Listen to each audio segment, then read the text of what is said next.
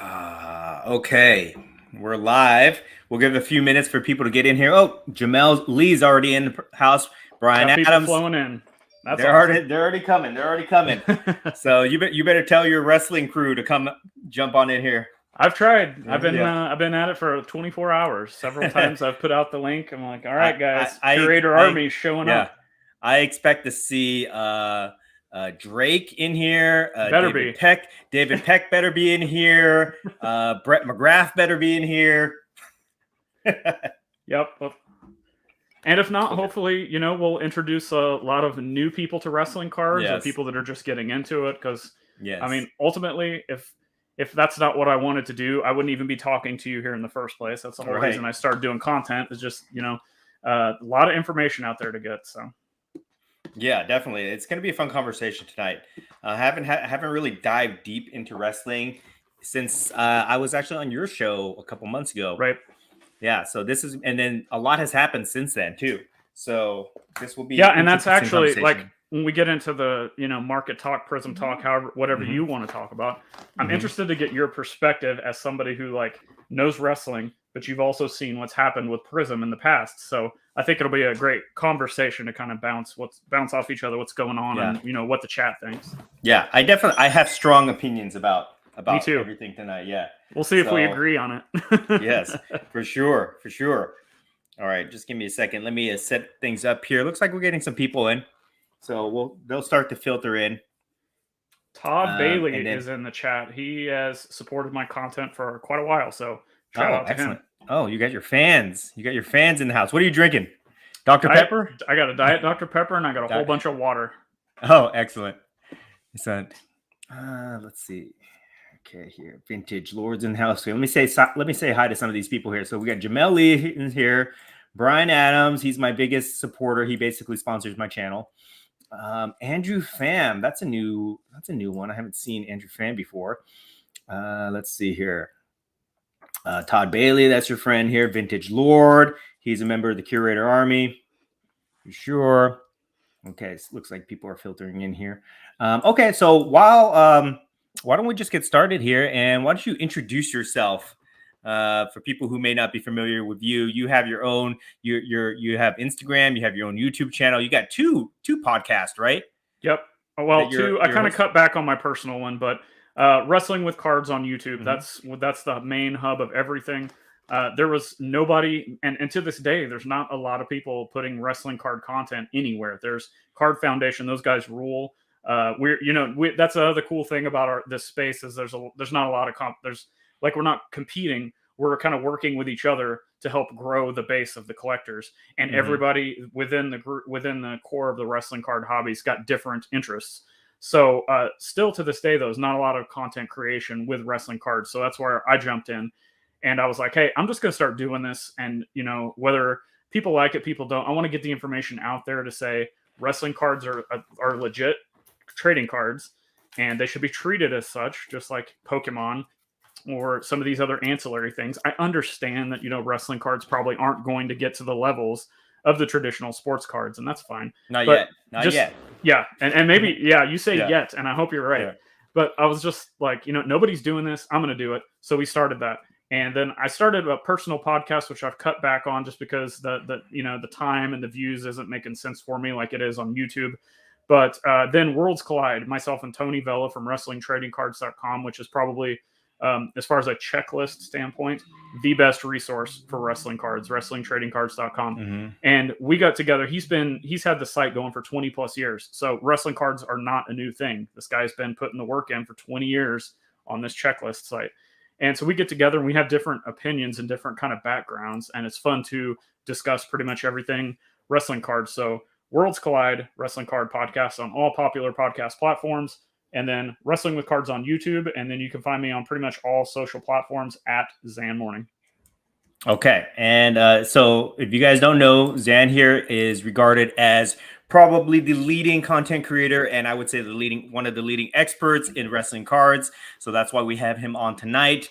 There's a couple of reasons we have him on. Number one, this is like good timing to discuss what's going on with wrestling cards with the recent release of Prizm and their price volatility. Also, I was on Zan's show a few months ago, so I am returning the favor to him by having him on the show tonight. It's kind of fun because this is like Saturday night, so we're just kind of hanging out. We don't really have a time limit. We could go for a couple hours tonight, guys. Going Broadway. Yeah, it could go long tonight, depending on if the conversation is flowing and if we have a lot of activity in the chat. So feel free to ask him questions. But also, we got a couple goals tonight. Number one is we need to get this guy to, what are we trying to hit, 1,000 subscribers? That'd be nice. YouTube? I'm YouTube? about Where are you right now? I'm 770 or something like that. Okay. We're gonna try to get him to 1,000 subscribers. Curator Army, let's go. Yes, the Curator Army. Please support him, even if you don't even have to like watch his stuff religiously. Just subscribe by hitting a little button. Subscribe. It helps him out a lot, guys. Believe me, I know what it's like to try to like claw and beg for subscribers. So It helps out a lot. It helps out a lot, guys. So please support him. Support his channel. If somehow there's a miracle and we can get there tonight, maybe we'll do something special, a live break or something like that. And I think that you have, like you said, you had a rare relic that you wanted to auction off tonight, possibly. Absolutely. What's going on? All right. So you guys know the great Curator. You know his content. You know his painting. Absolutely. Only channels that have thousands of subscribers and many fans can do paintings like that. Channels that have sub 1,000, we have to stick with paintings like this. So we want to get over that 1,000 mark so we can get into the big leagues of the shipped paintings, not the not the single A farm team down here. So guys, he's got a bootleg. He's got a bootleg ship painting. Yep. This is probably, yes. I don't want to ruffle any feathers, but this might be featured on V Friends Series 2. Okay, but anyway, if you guys watching this, if you guys would like to purchase this nice wrestling with cards, we've got that right there. Ship painting. This is for sale. So anybody this is going to be kind of a live auction for fun. If anybody would like to purchase this to help support my content, put it in the chat. We'll see how high we can get the bid going on this. So that's like an NFT you can hold in your hands, basically. Yep. Huh? Does it come with any benefits to it? Does it come with a shout out on your next podcast? Yes, absolutely, okay. It will. Yes. Excellent. Yeah. Okay. All right, guys. So that's our mission tonight. So if you enjoy the chat, please support Zan and his multiple channels. Let me get to a couple chats here, and then we'll just get into conversation here. Sergio, I met Sergio today. This is Ghost Breakers, guys. Please check him out. Sergio, I'm sorry. I was supposed to go see you again to pick up a couple of those boxes of the Marvel cards, but I ran out of time and I had to run and I forgot. But hopefully I can see you at the next show in Del Mar. So appreciate that. Brian Adams, Brian Adams is like my personal benefactor. He supports my channel. He gives tips. He's so generous. He's so generous. So definitely always love having him on. Thank you so much, Brian. I appreciate it. Thank you so much for your generosity. It's guys like that keep you going. You know what I mean? Oh, that's how we go. It's amazing. It's amazing. And he's a hardworking guy too. He does not have an easy job. So I definitely appreciate that he's so generous to the channel all the time. Poke Hollow Sports, my friend Gilbert is in the house tonight. Wait a second. Here's a comment from Brian here. I've sold a bunch of wrestling cards this month. So Brian is, you look at his picture, you think he's a baseball fan, but actually he has a lot of wrestling cards. He's been breaking a lot of wrestling cards on his Instagram lately. Hey, so that's pretty cool. You called it. You wanted it. Drake's here. Yeah. Drake. Okay, yep. Let me hold on. Let me see. Okay, let me get through these comments here. Hey, sir, from my brother from Hawaii is in the house. OG card scammer from Portland is in the house, or Washington. Let's see here. Who? Matthew Persons. Let's see here. What have you been picking up? You want to answer that right now? For me, should I? Oh, man, I don't even know if I want to publicize this, but I will say that I have been picking up numbered cards. Okay, I have a mail day that I'll show you guys if you guys want to see some stuff here. But I have been picking up numbered cards, numbered autos. So that's what I've been picking up, and we can get just of any sets and brands and anything. Topps Chrome. Okay. Topps Chrome, Transcendent. That's what I'm looking at right now. Okay, Drake's PC is in the house. Okay, I've never met Drake before, but I've been watching his collection. So thank you for hanging out with us tonight. Wrestling card Price That's Guide. Paul Anand from the Wrestling Card Price Guide, another fantastic resource for wrestling cards, and he does awesome flip throughs on his YouTube channel, so you can see cards and sets and get general guidelines for kind of what cards are selling for. Awesome. And then my friend, my buddy Axel here, out from New York. New York is in the house. And then one more comment from Brian, and then we'll get into the conversation here. I just love opening boxes. I love all types of cards. That's the type of collector that we need in the hobby. Just people who just love the hobby for what it is.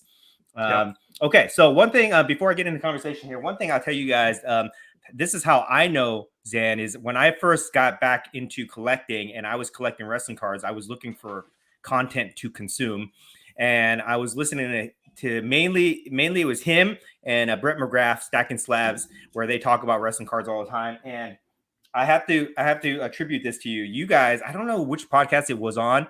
I think it was yours, but you guys mentioned I'm pretty sure it was yours. You mentioned the very rare Hulk Hogan PMG. Yep. And I'm a huge Hulk Hogan fan. So I was like, oh wow, Hulk Hogan. And then you mentioned what PMGs are and how rare they are. And I had never had a PMG before that. So I just thought to myself, oh, Hulk Hogan, rare card. Okay, let me look this up.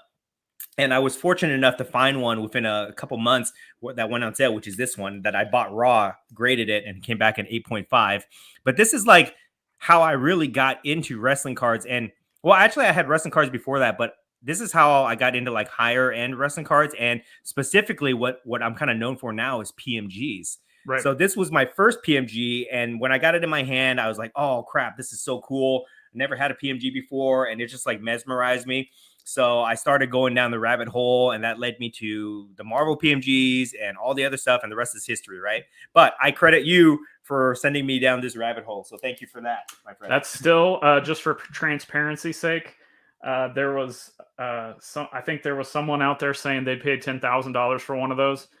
That's not going to touch it for me. I need way more than that to get rid of mine. Just you have one. You have one. The PMG? Yeah, the Hogan. Oh yeah, I bought it like a year and a half, 2 years ago. Is it graded raw or yeah? What? It's a BGS 9. Oh, okay. Yeah, I just saw a raw one go for like $8,000 or something like that. Yeah, a few weeks ago. So that just tells you that that how serious I take that card. Like I need a lot more than that for me to get rid of it. That's what it's going to take. So yeah. Same here.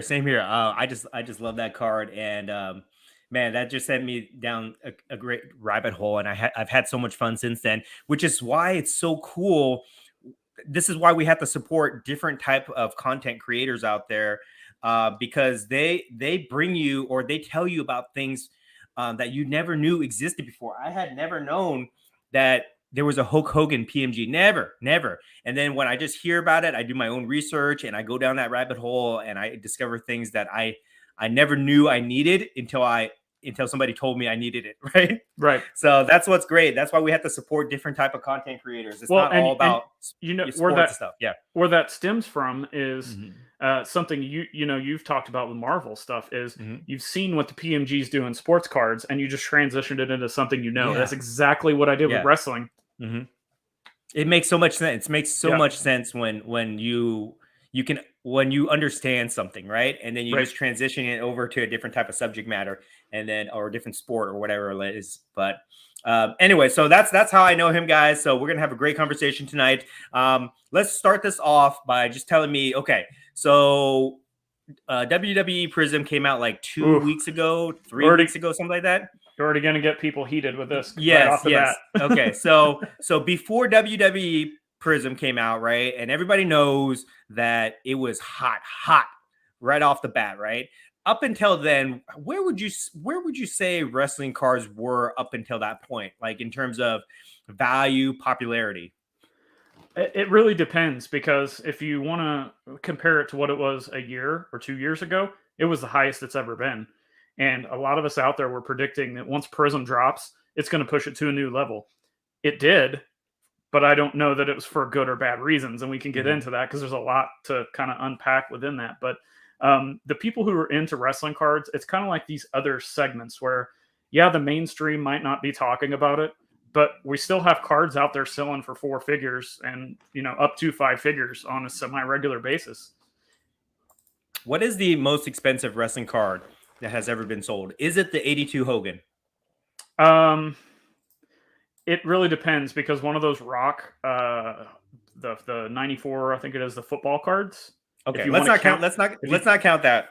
Okay, wrestling specific. If you don't count that, I believe it is one of the Hogan 82 All Stars. But the Prizm, that the next closest ones that I know of are the recent Prizm sales, and then you have to kind of dig into those and be like, okay, well, how many of those were legitimate and how many were shilled and not paid for, and that's a whole nother thing. Drake's in here. He's got the Roman Superfractor auto that I think that was a 15K card, so that's up there. But yeah, the thing that's taken so long to get wrestling into the mainstream, if you want to call it that, we got it with Prizm. Got some backlash, but I honestly think that two things: there's not enough zeros for the mainstream to come in at the end. What do you mean? What do you mean by that? Oh, like in value, in terms of value? Yeah. Okay. Yeah. There's not. I mean, people will throw around prices on these sports cards or even some other ancillary stuff, Pokemon stuff like that. 6-figure cards all day, no big deal, right?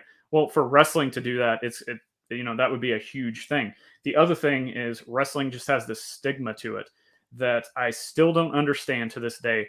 And take sports out of it. Let's look at the ancillary stuff: Pokemon, F1, Marvel, cricket cards, NASCAR. There's like all these other things out there that people collect and they think that they're legit. But then when you start talking about wrestling, the first thing you get is, oh, it's fake, or oh yeah, that's kids stuff, or you like to watch grown men run around in their underwear and fight each other, fake. You get all these things, and I just don't understand it, because the parallels of wrestling to Pokemon and Marvel specifically, because it's also character driven, like the parallels are just there, and I just don't understand why it hasn't taken off. But Prizm kind of got us there recently, maybe for the good, maybe for the bad. We can talk about that, but yeah, that's kind of where we're at.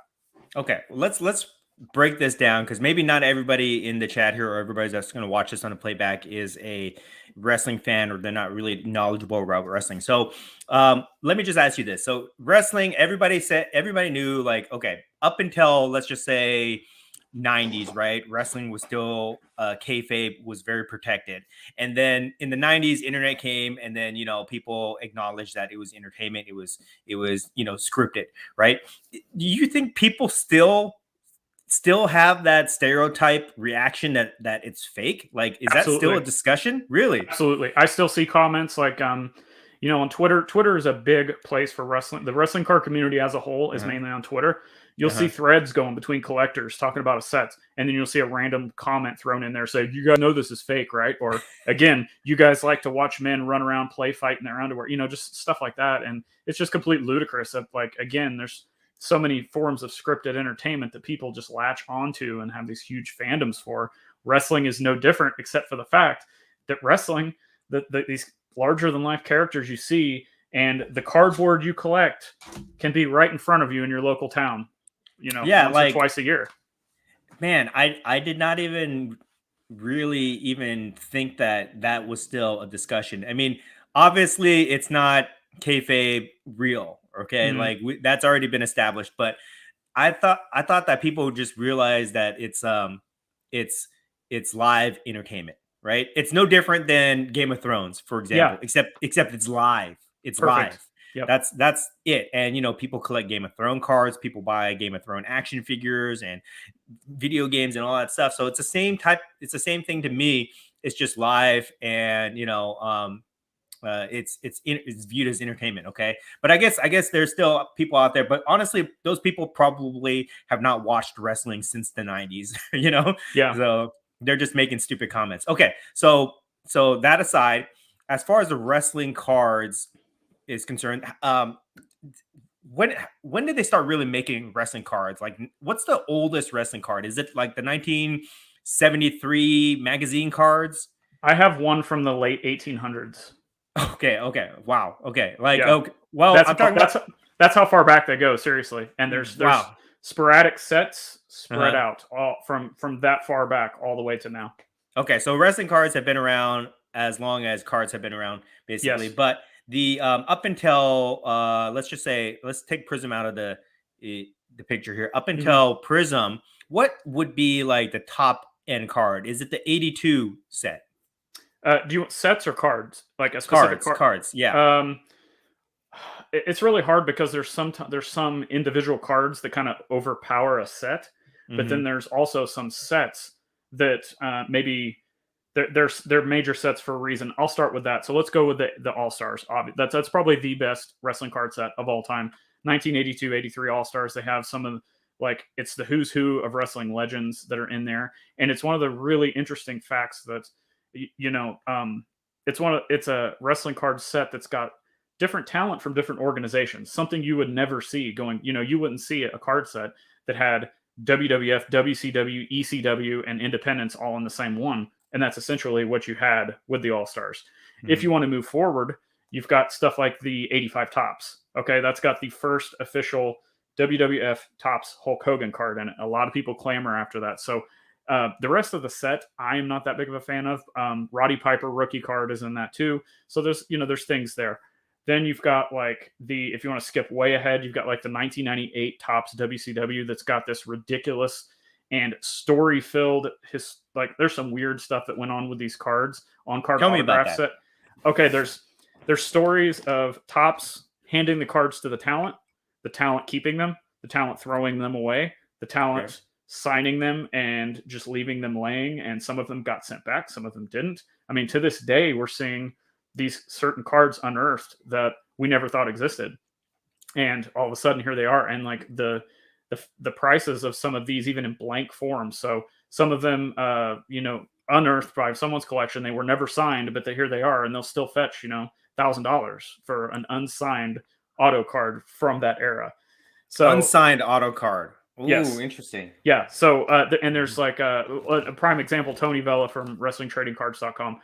He was with Rey Mysterio because he works with wrestling talent, and he was with Rey Mysterio at a signing, and Rey Mysterio had a stack of his, and he never sent them back to Topps. So they were supposed to be in the checklist, and they never made it back because he kept them all. So they're floating around out there in the wild, and they're super hard to find. And that's just kind of not to get out sidetracked, but when you start getting to wrestling cards and you start digging into some of these really obscure things, you start finding that the rarity isn't necessarily, hey, this is out of 5, out of 10. It's the fact that you just don't find them. They just don't pop up. The availability is next to none. And then trying to get the knowledge on top of that is very difficult sometimes. Yeah, I'm pretty heavy into the card show scene, and I started doing card shows last year, and I was bringing out my wrestling cards straight off the bat. I had probably half of my case of all wrestling cards, and I was the only guy who had wrestling at all these shows, and people liked it, but they didn't really move that well. And when I did move them, I found that it was very hard for me to kind of find replacements for those. Yeah. So after a while, I came to the realization that maybe the market is not mature enough to where I want it to be. So I started stashing all my wrestling cards. And only recently am I starting to bring them back out. But yeah, as far as collectibles, I mean, most people, when they think of wrestling cards, they think of the 85, 87 set, and then a bunch of that stuff from the 90s, the classics and stuff like that.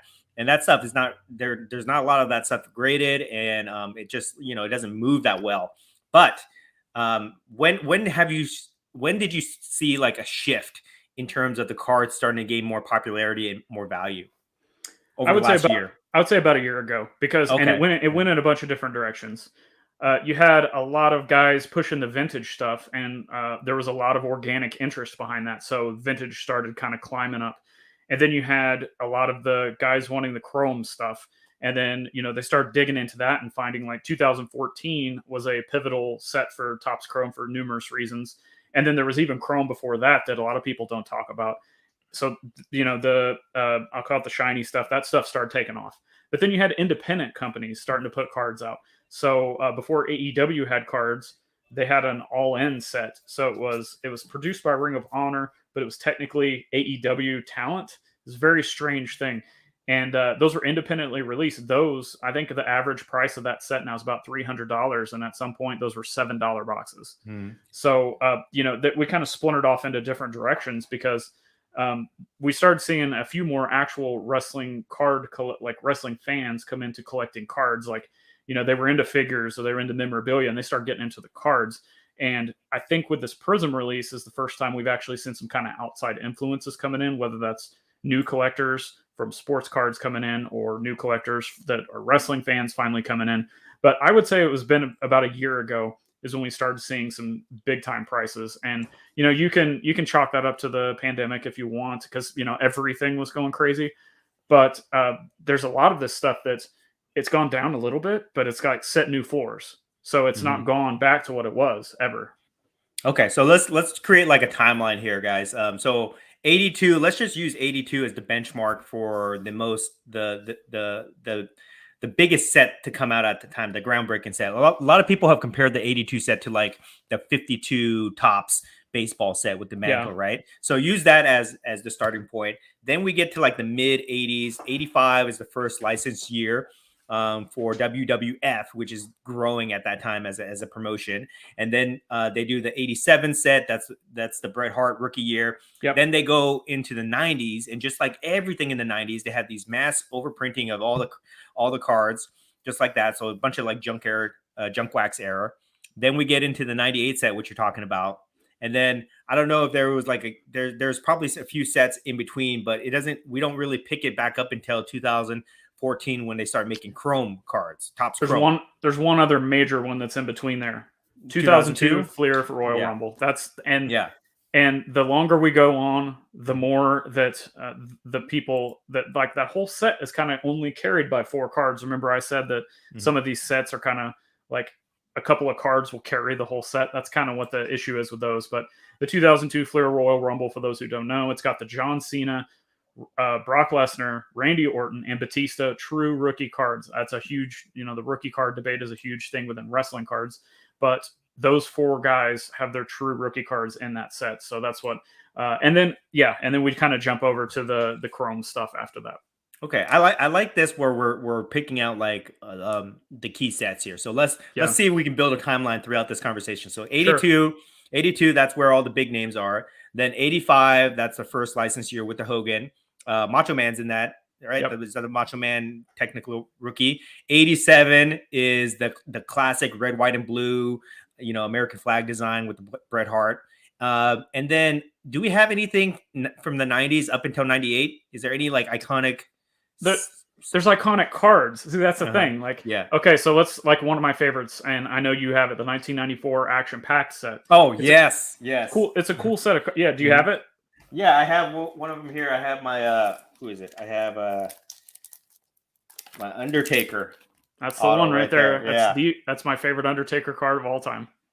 So this is a really cool set because I mean, they're like embossed, so they look a little bit more premium. And then this one has like 2 pack pulled autos, where it has the Undertaker and Macho Man. Yep. Macho Man auto, but they're like really hard to find in good condition or anything like that. But that's what's iconic about this set. And a lot of the photos that they use on this set are really, really cool, in my opinion. Specifically with those cards too, the Undertaker and Macho, first ever wrestling card serial numbers ever produced. Out of $4.99, right? Yeah, I think it's 5. Is it $4.99?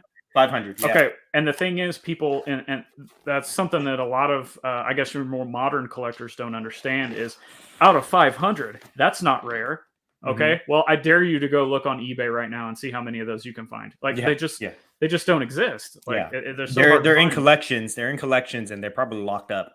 Either that or thrown away because again, this stuff was considered junk and trash. All through the boom of the junk wax sports card era. Then we go up to 98, which we talked about, had all those like crazy autographs.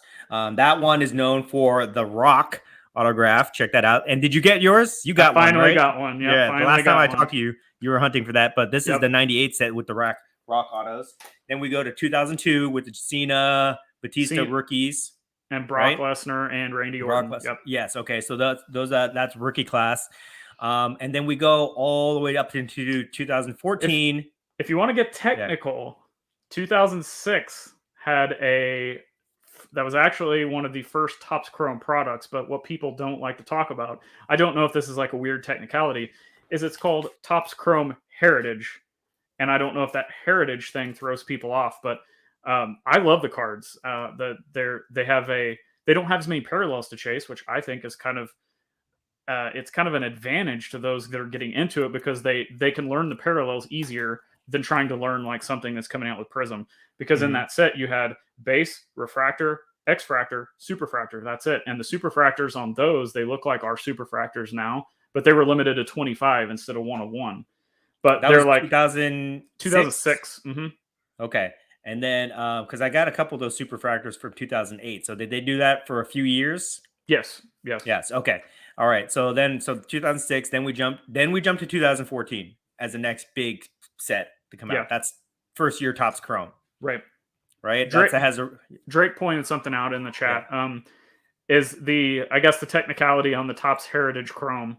Like, that's what I'm talking about. Like, they're chromium cards. They're not like technically top chrome, but they are. So that's why there's a lot of debate, and maybe the prices don't carry the same. Okay.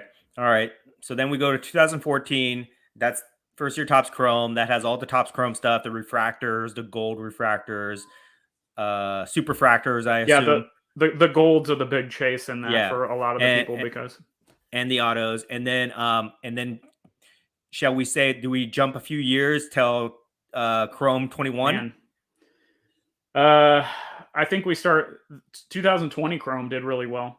Okay. And some of the 2020 finest stuff has done well.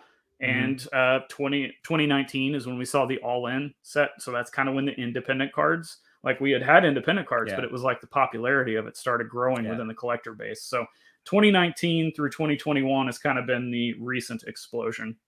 Yeah, the two sets that I've been paying attention to mostly is the 2021 Topps Chrome, because they came out with that 5 timers set, which is a really cool insert set. And then the 2021, or is it 2021 Topps Transcendent set. Yeah. That's really iconic to me. So, okay. So let's just use those as like the most recent ones until we hit Prizm. Okay. Right. One other thing I want to talk about here is I want to ask you about this is if there's any like celebrities out there that maybe have like influenced or shed some light to wrestling cards, because what got me into wrestling cards and got me really back into collecting is I was a big fan of Matt Cardona's podcast, Major Wrestling Figure Podcast, where they talk about wrestling figures, but they also talk about wrestling cards. Like, it was a small section of what they talk about, but I remember they had a guest on there, Jeremy Padawa, which is like, he's like a big toy maker, big time collector, but he talked about like how undervalued he thought wrestling cards were. And that I listened to that podcast and that turned me on and sent me down that rabbit hole. So do you know of anybody that talks about wrestling cards a lot, like celebrities? Here's the thing. You want to jump into what bends my corner right off the bat? Okay, sure. Go ahead. The floor is yours. Gary V has talked about wrestling cards forever. Right. All the time. And nobody cares. All these other podcasts, we had Prizm come out, and I know I'm jumping ahead. We had the sales, shill bidding, not whatever. Like, the fact is, we have wrestling on this platform now in the mainstream of the hobby. Logan Paul with his record-selling Illustrator card that he wore to WrestleMania. It's a major celebrity in a wrestling event, and there's a card connection, but nobody in the mainstream wants to talk about it. They want to talk about the underlying thing with it. Oh, it's Logan Paul, or let's talk about Pokemon, or going back to Gary V, like, oh, he's just pumping his own stuff, not the fact that he's actually talking about wrestling cards. Or in the mainstream, like they'll say, okay, we've got this new Prizm product coming out. Okay, next, let's talk about soccer. Something like that. Like, they just move on past it. They don't. The hobby mainstream just does not believe in wrestling for whatever reason, and I don't understand it, because I'll ask you, like, you've seen the sales on Marvel, like, why do you think that wrestling can't get to those points? I think that you mentioned it right there. There's a disconnect between fans, card collectors, and people who will collect wrestling cards, right? There's a disconnect there where wrestling fans do not view cards as like a legitimate form of collectible. They'll collect action figures, they'll collect replica belts, memorabilia, signed photographs, things like that. But for some reason, they haven't switched over to cards yet. But I think that it's just a matter of the correct marketing that has to be put forth. Like, I don't know if you noticed, but I've been seeing card commercials for Prizm on Monday Night Raw, I think I saw it on SmackDown, but I saw it on TV. I've never seen card commercials ever for any products on TV before. Let me piggyback on that. AEW's been doing a good job marketing their Upper Deck products too. Those that we haven't seen the numbers sale wise dollar amounts that Prizm has done, but the popularity of it I've seen in wrestling groups all over the place. People like, hey, I just bought my first blaster and I'm having fun. Here's my cards I got, stuff like that. Yeah, and I think, correct me if I'm wrong, but I think that AEW, are they doing like a promotion where they're putting exclusive cards in their action figures? Yes, it's a full set. It's a full set parallel that you can only get within the figures. Yeah. So I think that's what it's going to take to get the wrestling fan into collecting cards. And once you start collecting cards, it's a rabbit hole. You just start going crazy and you'll get all into it. And then they'll start going back and collecting all the old guys that they want from all the different sets. So it's just a matter of time. They just need to put marketing into it, which I don't think they have. I don't think these companies, like WWE, I don't think they've really like cared to market it the same way they market their toys and their other stuff. Like I guarantee you, they probably don't sell any cards at any of their live events or anything like that where they sell all the I think that's going to change with Fanatics taking over eventually. Yes. Yeah, so it's really just the marketing, I think, that's causing the disconnect. So that's why I'm very bullish on wrestling cards, because I think that now they're starting to see it as a legitimate form of revenue for them, and that's what it really is, right? Once they start thinking, oh, I can make money off of this, okay, let's push it, right? And and then that's what we'll get everybody in. The money's there too. I mean, as well as I do, the like rabid fan base and how willing to spend money wrestling fans are. So the money's there. It's just like you said, it's marketing and then getting them into the cards. Yeah, definitely. Okay, so with that, let's talk about the release. We've went through the timeline here from the 1800s all the way up into 2022 Prizm release here. Before they did the release, they announced that they got the license, right? And there was a lot of buzz in my circles. There was a lot of buzz. Everybody was saying like, oh, they're going to take it to new levels because they had the Prizm brand now, right? And for me, I'll just say that I underestimated the value of the Prizm brand.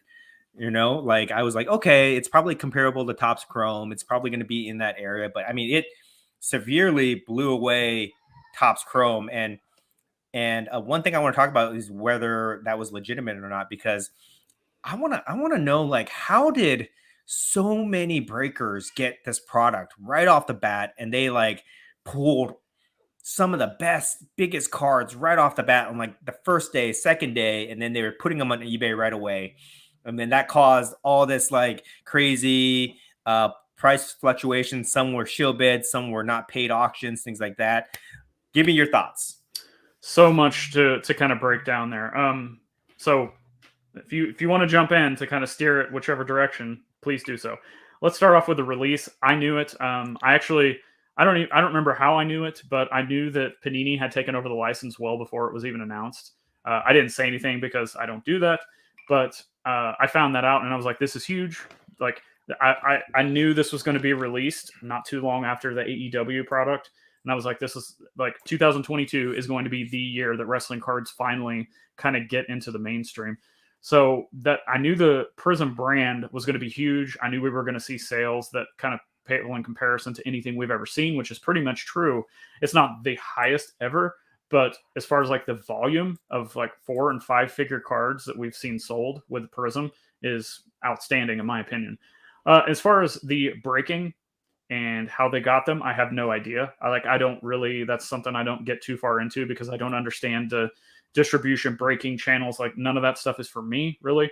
So I just kind of let that go. What I think is interesting that we should talk about is something that is being argued to this minute, probably if you go onto Twitter. And that is what's going on with the wrestling card market in general and Prizm, because in my opinion, you saw a bunch of cards that kind of start off really high and they went low. And I think that's a combination of things. Shill bidding, of course. Unpaid items, sure. Both of those things happen on eBay in every single market of collectibles every single day, all the time, whatever. But what I think honestly happened for a lot of this is either people pulled stuff from a personal box they bought, or the breakers got it both of them, neither one really knew what they were doing with it. They either didn't know wrestling, and if you actually watch some of the breaking, you can see they can't pronounce the names right. They go crazy over like a silver Prizm, which is not very valuable currently, and they just didn't seem to know a lot about the product. And what I think kind of the wrestling fans breaking and the breakers were both trying to just get as much money back off that cost of the initial box as possible. That's why you start seeing things go down, I think, because I think people may be over leveraged on what they got, and they're trying to kind of get back the money as quick as possible. They weren't cheap. They weren't cheap. Like they pre-ordered at $850, and then the day they came out, I know stores were selling them at like $1,000, $1,100. So these boxes were not cheap right off the bat. Yeah. I don't know. What do you think about that? Do you think the like potential over leveraging of just kind of throwing stuff up and taking whatever and then just kind of seeing it go to the bottom? Well, I mean, can you give me a follow-up question? What do I think about it in terms of what? Like, does that hurt the market? Does that? No. Like, do you think that's one reason we've seen the prices, so much of it come out at once and then so much of it go down? Yeah, I think people were just trying to be first to market. So they put like that John Cena color blast, right? When that went on day one, boom, shot up to like eight grand or whatever. And then I think it ended at like 11 before the guy didn't even pay for it. So I think people are trying to be first to market. And maybe if there weren't multiple copies of these cards coming out, maybe they would have held those prices, right? Maybe that John Cena would have been an $11,000 confirmed sale, except the fact that there were like four other color blasts of John Cena that came out concurrently with that, and they were like hovering way below that. So I think that people were just trying to be first to market with that right away. And some people were able to cash in. Like some people did those buy it nows and like that Andre the Giant gold. There were some other crazy, ridiculous gold cards that were being sold. Bret Hart, 1 of 1 black. So those things were like, they did well. But as people were ripping these boxes, which is why I asked, like, how did these breakers get so many boxes? I mean, like on the first 2 days, there's probably all the product got ripped probably on the first 2 days, right? And then you started seeing just a flood of multiple of the same card come out. And, I talk about this all the time. It's all about supply and demand dynamics, right? If the supply was managed, then the demand was there to push these cards to like, $10,000, $20,000, sales. But maybe, like you said, people were over leveraged or whatever, and they were seeing cards come out on the market. And they're like, oh crap, I better put mine out there right away, right? Before I get left behind. So then the supply quickly, outweighed the demand. And then that's why we're seeing like a leveling off right now on this card. So that's kind of like what I think happened. Let me ask you a follow-up to that then. Do you think, okay, so let's put two different groups into this category. Let's put the hardcore collectors who are going after specific cards, and let's put the breakers who know the Prizm product. They know Prizm Gold, they know the 1 of 1s, they know Color Blast, etc. We've seen what those cards have done in every other aspect of the hobby. And the longer they go on, generally those specific types of cards, the higher value. It's like a slow, steady gain in value generally because they're so rare, especially the big names. So another question I had is, if I was pulling this card, I wouldn't want to be first to market. Like I want to put that away because I see what it's doing in these other sectors and I believe in it. And that's the whole reason I bought the product in the beginning. And that's kind of why I go back to, why are they getting rid of this stuff so quick? Even if you're first to market, like, I wouldn't want to be first to market on some of these cards because, I mean, Prizm base, Prizm silver, stuff like that, it's going to go down, of course. But these golds that are like, I figured some of the golds would be selling for a lot more than they are right now. Yeah, and I think it depends on whether these people know wrestling or not. If you know wrestling, then you're going to pick the top guys like Roman Reigns, for example, right? Guys that are not going to get released, guys who they're like made men in the business, or you'll buy the legends, Hogan, Bret Hart, things like that. But to most people who are not actual wrestling fans, which I think are the majority of people that were either participating in the breaks or the breakers themselves, they probably just think all these guys are current and relevant and they'll be around. They don't necessarily understand that they could be released. And then if their card is released, then it's like, forget it, right? Well, and something else, we haven't touched on this yet. I think this is a great opportunity for those who are brave enough to start prospecting, because we have some pretty good rookies in this set, and we have their rookie card badge, and you got the parallels to kind of play around with as these prices start going down. For those of you who kind of want to do some prospecting, I think that'd be kind of a fun thing that we could start seeing. And people freaking out about them, like the card, the Gable Steveson card that's like $5 now, base card. This time next year or after WrestleMania, that could be a $20 base card. Like that's why there's just so many opportunities here that I don't understand why people are, I'm not gonna say like holding long term, but I know you know what I mean. And just kind of piggyback on that statement too, is like, I think that a lot of people, which I think this is very cool and interesting, a lot of people who don't know wrestling, but they know Prizm, right? Sure. So they're going to buy the golds, they're going to buy the green parallels, the numbered stuff, right? They're translating their sports knowledge to wrestling, which is new, something new and somewhat interesting to them, right? And I think this is like this is a perfect example of a gateway product where that's just basically brand name, and people can jump over. Like the same reason that I got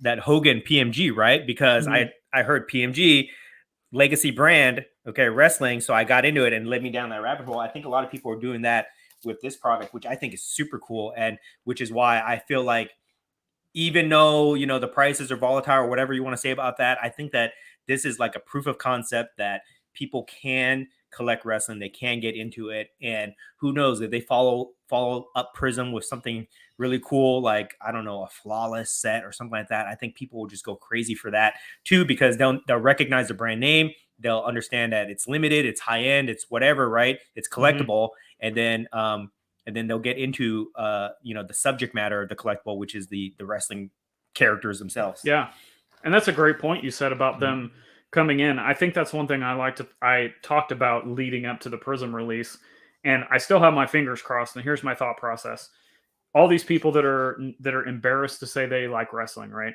I could guarantee you, like 75% of the population in this country at some point in time has watched wrestling, whether they were a kid, whether they still watch it, whether they watched it 5 years ago and they just got tired of it or whatever. But the thing that I was hoping with Prizm is they've got such a robust checklist with so many different flavors of talent and eras and types of cards with parallels and autographs and whatever. I was like, okay, what this is going to do, I think, is bring people who know sports cards, they know Prizm, it's going to bring them into wrestling and say, oh yeah, I used to watch The Rock, I used to watch John Cena, I used to watch Hogan, let me pick up their Prizm, blah, blah, blah, like whichever one they prefer. And then so that they acknowledge they're buying wrestling cards, but they're not, like, they don't have to go out and buy all these wrestling cards to be participating in wrestling cards. And then maybe down the road, they're like, oh yeah, I've got this Hogan card, let me turn on WWE Network. Next thing you know, they see him wrestling Sting. Oh yeah, I remember Sting during the Attitude Era in WCW. Let's go look at Sting cards. So yeah, I think kind of my thoughts and your thoughts are kind of together on that one. Yeah, and I'll compare this to what happened in the Marvel category too. Like when Marvel was starting to pick up with the PMGs, people recognize PMGs as like a legacy brand. Okay, high end stuff, right? Then they look at the subject matter, which is Marvel cards, and then they started buying like the main characters that they knew, like Wolverine, Spider-Man. The main guys that they knew were like safe investments. And then from there, they started going down the rabbit hole and looking at the secondary characters, that maybe they read in comic books or things like that. And that's what really blew up Marvel to where it is right now, just from those gateway cards leading people into the category now. So I want to get your thoughts on where you think the Prizm product's going to go, but let's get to a couple comments here real quick. Let's go. I want to make sure I acknowledge everybody here. Kevin St. Jacques, Zan has a great wrestling card content. Okay, thank you. Appreciate that. A Surfer says only 7 likes. Everybody better hit the like button, please. We need to get over tonight for sure. OG Card Scammer, Bret Hart rookie card auto. I've seen them, but the market on those isn't probably what you think it is, unless it's a really high grade right now. Yeah, because he probably signs a lot. Is that why? Or signs a lot, and the thing, like, it's mind boggling how some of these legends, like, it's different in sports. Like Prizm Checklist, when it came out, everybody likes the main roster guys that are currently wrestling, but the legends in there, people are freaking out about. So unlike sports cards, when you put legends in Prizm, it's going to sell really well. The Bret Hart stuff did really well in Prizm, but we're at this point, I think, where there are certain cards out there that are going to outweigh the rookie card based on rarity and scarcity and what it is and the brand. So unfortunately, like those are out there and they're sought after, but just not a huge market. I really think the legends are what drives the brand. Like just so like everybody has a wrestler that they watched as a kid, and it just that nostalgia will make you want to buy their card, and that's the hook. The Hogans, the Ultimate Warriors, Macho Man, you know, all those guys. I mean, I'll even pull this card for you. I'll show you right here. I'll be showing you guys some of my wrestling collection throughout the night here.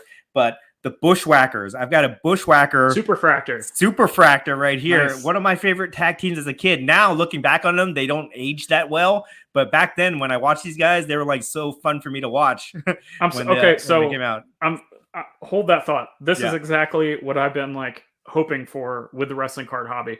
What made you like, okay, obviously it's a Superfractor. You understand the rarity. What made you actually go out and spend your hard-earned money on this? Because the common collector, like in the market, would say, well, that's not The Rock. That's not John Cena. That's not Hogan. Why are you buying something that's not worth anything?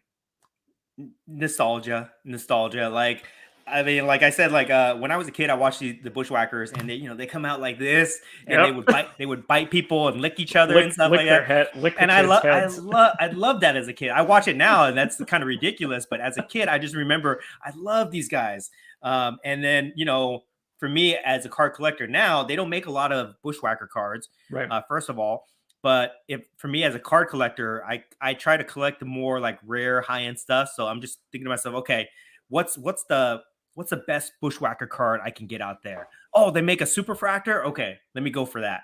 So I just kind of put those two things together. The nostalgia made me want to get it, and then once I started to do my search, I wanted to get the rarest card I could find currently on the market. Kind of ties into what you've talked about before, you and Merle, pride of ownership. Yeah, that's it. And I'm probably like the only person that would ever buy this, right? But I have it in my collection. And I'm super happy to have it. But that's all it takes to make all this keep going. You know what I mean? Yeah. And I love seeing stuff like that. Yeah, and I was willing to pay. There's no comps on this, guys. Okay, there's no comps. I was willing to pay whatever I had to pay to get it. Don't be afraid to be the comp. Yeah, I think I paid like $150 for this, right? Is it worth $150? I don't know, probably not. But that's what I had to pay at the time to get it, and now I have it in my collection, and I couldn't be happier. Okay, so next coming here, Brian Adams, the Ultimate Warrior, is my favorite. Ultimate Warrior, one of my favorites too. You guys see my portrait right there of him. Check that out here. There's so many and this is another thing with wrestling. I'll take a second to say this. Whoever you like out there, like. Start a player PC. That's one of my favorite things to do with wrestling is just latch onto the Bushwhackers, latch onto Ultimate Warrior. I'm huge into Killer Cross. We could talk about that if you want, but find who you like and just go for it. Like try to be the best collector of that talent. And Ultimate Warrior, man, there is some really cool oddball stuff out there of his that is just, I'm loving it. This is probably my best Ultimate Warrior card right here. That's like the go-to. Yeah. Right there. And then I'll just show you this. Since this one's for you, Brian, I'll show you this one.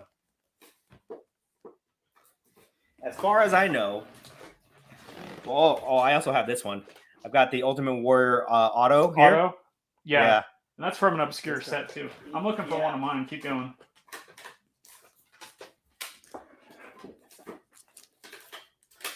As far as I know, I think I may be the only person currently in the world that has the entire 2015 Ultimate Warrior Rainbow Refractor set. That's so cool. All PSA 9. So this one is the regular refractor right here, okay? This one is the X Fractor. This is numbered. Is this numbered? Not numbered. Not from right here. This one is the red refractor out of 5. This one is the The gold refractor out of 50. This one is the shimmer refractor out of 10. I love the shirt. Yeah. I've actually got 2 refractors, so that's that one. And then this one is the Pulsar refractor out of 75. 75. Yeah, so I got the entire rainbow refractor set. I have this on my eBay store right now because it just doesn't really fit my PC. But since we're talking Ultimate Warrior, so this is Big Legends. It's just like a random set out of Heritage. It's paper, and it's a blue parallel out of 50. And like it's just kind of like, who's seen this before? Like, I know, right? I've never seen that card before. Beautiful. So it's cool. Yeah, awesome. Okay. Oh, here I'll tell you guys too. Like, since we're talking about wrestling, if you guys are not wrestling collectors or you haven't gotten into wrestling but you watched it as a kid, let me send you guys down this rabbit hole. You will thank me later. Okay, you will thank me later. Go onto YouTube tonight after you watch this show. Go onto YouTube, type in your favorite wrestler, whether it's like Ultimate Warrior, Hulk Hogan, Macho Man, whatever. Type in their name. Bushwhackers, type in their name and theme. Okay, so like Ultimate Warrior theme, and then you'll get all these clips of their entrance, and you'll start watching it, and you'll get hyped up. You will get hyped up for sure watching that stuff, and it's going to send you down a very dangerous and expensive rabbit hole. So check that out. I love the advice. Yeah, that's great. Okay, Drake's PC got a question or comment here. I still think the product on TV hurts the overall wrestling card market. If Prizm launched during the Attitude Era when the big names were active, it would be even bigger than we've seen here. So I'm assuming he's talking about like the wrestling product is not very strong. It's not very appealing to a lot of people here. That's what he's saying. What do you think about that? I actually want to throw this back at you and compare it to Marvel because I think it's a good comparison. It seems like a lot of the modern popularity of Marvel Universe, not just the cards, is driven by movies, TV shows, like whatever's coming out late. But if you go back and you look at some of these sales of the Marvel cards or even comic books that are graded, it's mostly driven, again, by characters. And maybe the spike in popularity was because of a release, but it's the fact that that character has been around for however many years, and it's all of a sudden that spike has just now pushed it into the mainstream. And that's what I keep saying is like, that's why I'm such a huge like fan of like vintage stuff, because I can kind of follow that talent. Okay, you want to say Hulk Hogan, you've got stuff from the late 70s, you got stuff in the 80s, the 90s, all the way up to Prizm. You can follow that stuff all the way through.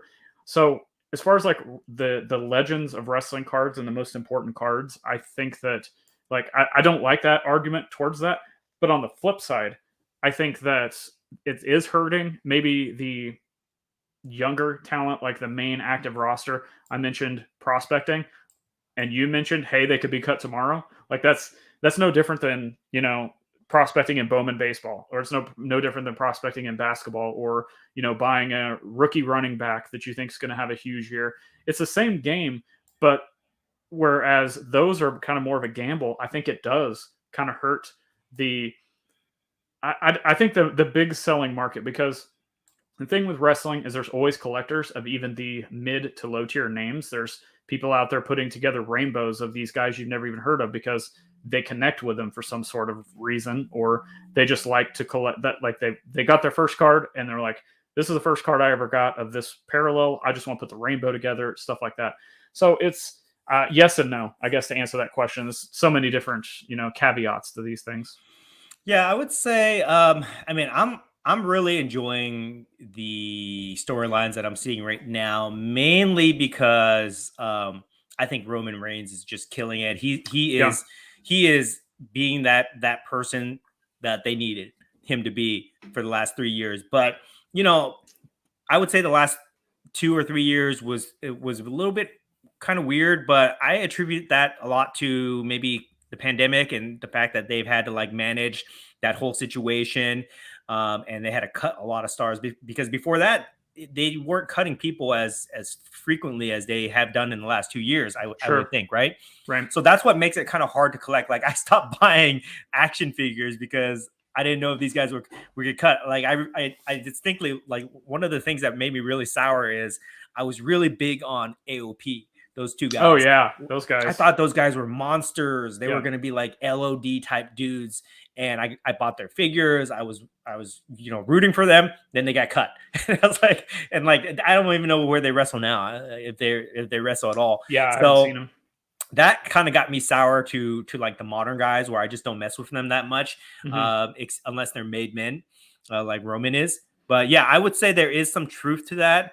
But I think that WWE is doing very well right now in terms of like the storylines that they got going.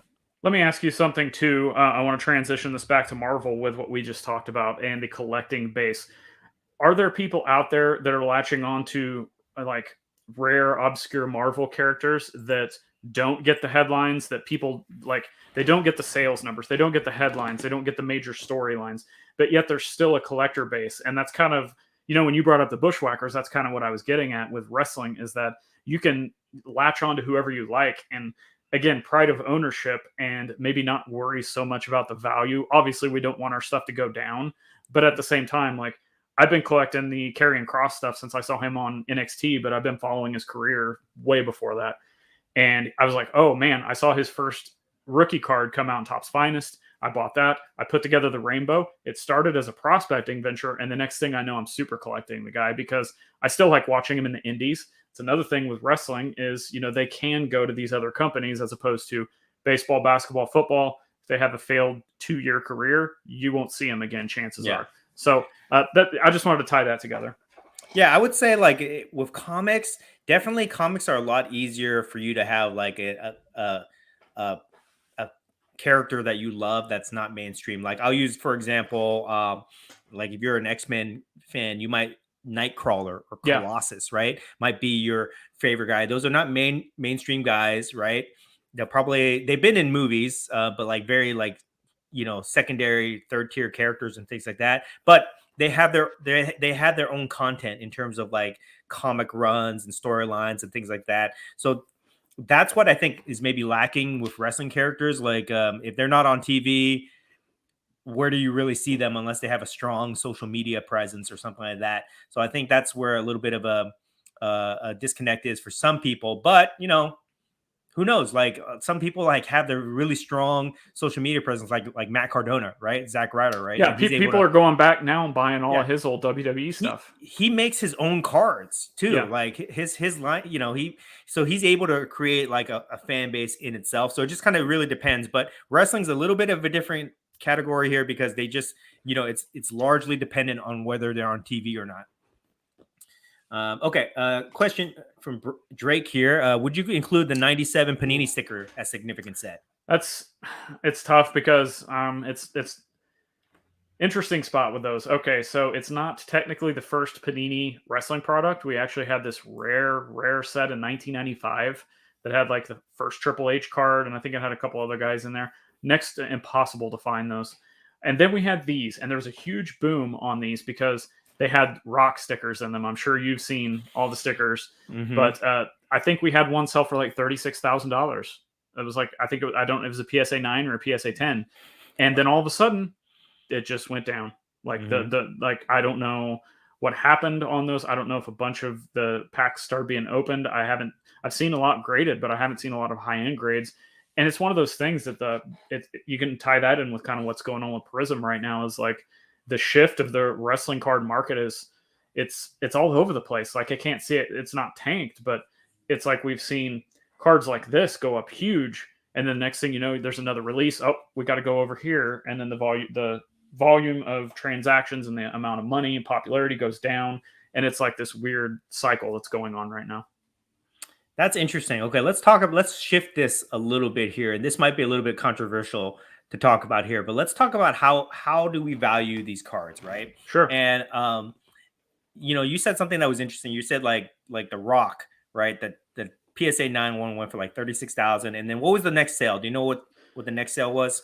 No, I haven't. Because I stopped following it because I started seeing it just going down and down and down. I haven't paid it. Okay, so let's just assume that like it was a dramatic drop, and this has happened in every category. This happened in Marvel. This happened with basketball cards. I recently highlighted a post about LeBron James Chrome refractor that had a huge drop like a day later, right? So wrestling is a little bit interesting because my theory on why cards kind of drop is that you have a certain pool of buyers that want to buy that type of card, and the guy with the deepest pockets is gonna pay whatever he needs to pay to get it. And then once he's taken out of that pool of buyers, the second person that was competing with him will have to compete with the third guy, which could be way, way lower. And that can explain some of these big price swings. And I think that in wrestling, that's even more like dramatic, because like the people that are buying, like The Rock is not a good example because he's so mainstream, but like, let's just say Karrion Kross, right? Sure. You know, if you're the top guy that buy Karrion Kross and you pay for his most rare card, who's the next guy? And who's the next guy that's willing to pay up? Like, let's just say his most rare card is that that Transcendent Superfractor. Mm-hmm. Okay, 101. Okay, and let's just say that card's like $3,500 right now, and you actually pay up to get it, right? Right.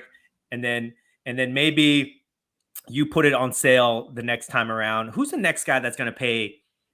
Well, the next guy didn't even pay 35. So where is he going to pay versus the third guy who's willing to pay and compete with him, right? Maybe it goes down to like $2,000 or something like that.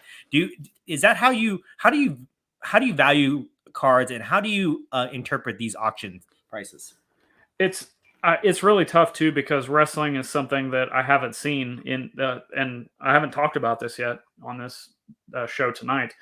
But wrestling, unlike anything else I've ever seen, is a category where people, like, if there's something that is sold on eBay, if you see a sold listing, there is a good chance that card is never going to see the light of day again.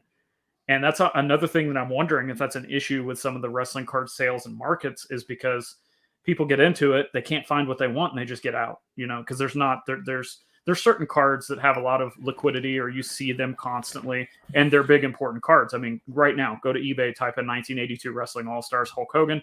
You can find some in varying degrees of grade and autographed, etc. But there's other rare stuff like this rock sticker. Like, what if somebody only wants the top tier ones and there's none of them available, and then the next thing they know, they go find something else to kind of spend their time on? That's an option. But the other thing with the wrestling card collectors is there's some people out there that are sitting on some major cards. They don't publicize some of it, and you know, to try to get them out of your collection is going to have to be like life-changing money, even for a card that may or may not be worth that. Does that make sense? Yeah. So it's this weird dynamic that's kind of like stalling the market, but also kind of like propping it up on the back end at the same time. It's very strange. So let's segue that into what is good for the market or not, right? So, and right. I'll use Marvel as an example. Marvel and wrestling have a very core set of collectors in the community that hold most of the best cards, right? It's very collector focused. You buy the card, you put it in your vault, you enjoy it. You don't put it on the secondary market. With Marvel, for example, investors, right? People that weren't really attached to these cards jumped into the market and started flipping these cards. And that's what drove a lot, that created transactions, that created sales data, and that kind of validated the value of these cards and drew other people's interest into it, right? Do you think that we need to have something like that happen, or is it already happening with wrestling in order to get it to the next level? It's tough. Like, you know, I'm wondering if that kind of ties into the Prizm thing. Like, were people letting it go too quick? I think so, because some of those color blasts and some of the golds, like if I pulled those, I'd be hanging on to them right now. There's no like that, because I've seen what happens with first year golds and one of ones with all these other brands that we've seen for years now. We've got the track record, the history that shows what's going to happen pretty much to first year Prizms of rare cards. There's no way I'd be selling that stuff right now unless I was in such a financial issue where I just had to get rid of the stuff. But at that point, I wouldn't have bought the box to begin with. So that's a whole other argument. I'm not sure. Like, I don't know. Like, I feel like there's people out there that want to buy things, but then when they can't find what they want, maybe, like I said, they go elsewhere. Or there's another thing I've kind of seen where we talked about how in the sports card world, you know, a 6-figure card is commonplace. You know what I mean? But we had, I'll use this example, AEW hobby boxes. They were like $200, $250, no guaranteed autos. That's still fairly affordable for a hobby box compared to what you're paying in traditional sports cards. And the wrestling card community was outraged by it. They're like, oh, I can't get the autographs. There's nothing guaranteed. I'm not paying $200 for any box, let alone something that doesn't have an autograph. So, you know, there's some kind of disconnect there with the, you know, not wanting to put their money into that product. I don't know. Just kind of spitballing some ideas that I've seen. I think that, okay, I'm working on a discussion video where I talk about this, but I would argue that flippers are necessary for the hobby. Okay. Agreed. They might, I'm not going to say that they're good for the hobby or they're bad for the hobby, but I think that they're necessary because they create the transactions that are needed to move these cards around. And when that happens, when like if a card, for example, I'll just use this Hogan card, for example. Okay. A year ago, I bought this card. I think I bought it for like $1,200. Okay. Raw. And now we just saw the recent sale for a raw one go for like over $8,000. But it would not have done that had it not transacted several times in the last year to validate that. And that doesn't happen unless people are flipping it. Like if I bought this card and I kept it, right? Mm-hmm. But if somebody else bought it, they graded it, and then they've turned around and flipped it. That's what creates the interest, or I mean, that's what creates the sales data with which attracts interest in this card, and then people start to look at this as a real investment. And what it does is it validates this card as an investable card. Right. Otherwise, if you look at it, you might just think, oh, Hulk Hogan, it's a cool card. It's just for Hulk Hogan collectors. There's no way I would pay, $8,000 for that card, right? There's no way. It's not worth that. That's what they always say. It's not worth that to them because they don't see it as a legitimate investable card. But flippers, what they do is they turn those things around, and that's what will validate the mindset of people and give them a different perspective. So now, like you're saying, those people who weren't paying $200 for an AEW box, or who didn't want to pay $200 for a Topps Chrome box, now they're seeing $800, or now they're seeing $1,000, $1,200 Prizm boxes. They're going to be totally pissed about that for a period of time, but absolutely, yeah. But after a while, they will adjust their way of thinking, be like, okay, if I want to play this game, that's what I have to be at, right? And if they don't want to play it, they can go somewhere else. But most people will try to step up their game to participate because that's part of the game. That's what's fun, right? Right. So I do think that flippers are necessary for any category in the hobby, especially in wrestling, Marvel, or whatever. And they serve a specific role. And I think that we are at a turning point for wrestling cards right now, where you've had the old guard, okay, of people who are used to paying $100, or $200 for their card, a very high rare card, right? They're used to paying a couple $100s for a rare card. Now that's going to shoot up, and you're going to have all these people that complain about all these guys. They're coming into the category, they're ruining it. But I think that's necessary if the wrestling category is going to be legit, collectible, worth money, it has to evolve from that. And this is going to be the turning point, whether the old guard allows that, or if they try to like block it somehow. You know what I mean? Well, and that's another thing we're seeing right now is a huge divide between old guard and people who believe in Prizm. Because there's a huge, and this is one of, honestly, like the wrestling card community as a whole has worked together and cohesively for quite a while. We're starting to see a rift. We're starting to see people who know Prizm, who've seen the history of Prizm, who know modern wrestling, and they're buying into Prizm. We've seen some of the old guards say, well, how is this stuff valuable when the prices just tank? And then they're like, well, it's because they don't understand how Prizm works with modern. And like they're both right to a certain extent. It's just they don't understand each other. And that's caused, a little bit of a rift also. So it's interesting. Yeah, and I think that has still yet to play out. It's going to take a few months for things to shake out. And then what I think is going to be the next turning point will be the next release, whatever that is. I heard from an interview, I think on Sack and Slabs, that they said Optic is going to be their next Revolution. one. It's already listed. Okay. And what the interesting thing with that is this is something I've never seen before. They actually dropped the hobby. The hobby box price came out at like, I don't know, like $200-$300, right? It's already dropped and on pre-sale. I've never seen that happen with a product before, where they lower their price on a pre-sale because like nobody was buying it, which makes me a little bit concerned. I love the design too, but a little bit concerning. Well, okay. Revolution, I'm thinking it's the same thing as what they have in basketball. Revolution. It is. Yeah. I don't know anybody that cares about that stuff, Well, interesting thing is the initial collectors were like, oh, okay, well, this is going to be a little bit more affordable for me. And then some people are still not willing to shell out that much money for a box, whether it's Yeah. Revolution or Prizm. It doesn't matter. So I don't know. It's going to be interesting to see what happens. I think actually, now that I'm thinking about it, because this is the first I've heard about it, that Revolution will be the next one. I thought it was going to be Optic or Select or something like that. But I think that if they do come out with a lower entry point product, I think that would be great, because that will get the casual collector. Because if you're not used to paying, for graded cards, like if you've never been a card collector your whole life and you come into our world and you see what we pay for these things, you're going to think we're crazy. Yeah. You think we took a chair shot to the head. Okay. So to have like products, which I assume will be at retail or something like that you could just buy off the shelf for like $20 or whatever, $30 for a box. I think we need products like that too in the hobby, in any type of category. We need those entry level products that are easy for people to buy. They buy it, they think it's cool. And then once they buy it, I guarantee they're gonna look at it, they're gonna start searching the values of these things. They're gonna see that they're not worth that much, but they're gonna look for the next tier up, which is gonna be the Prizm.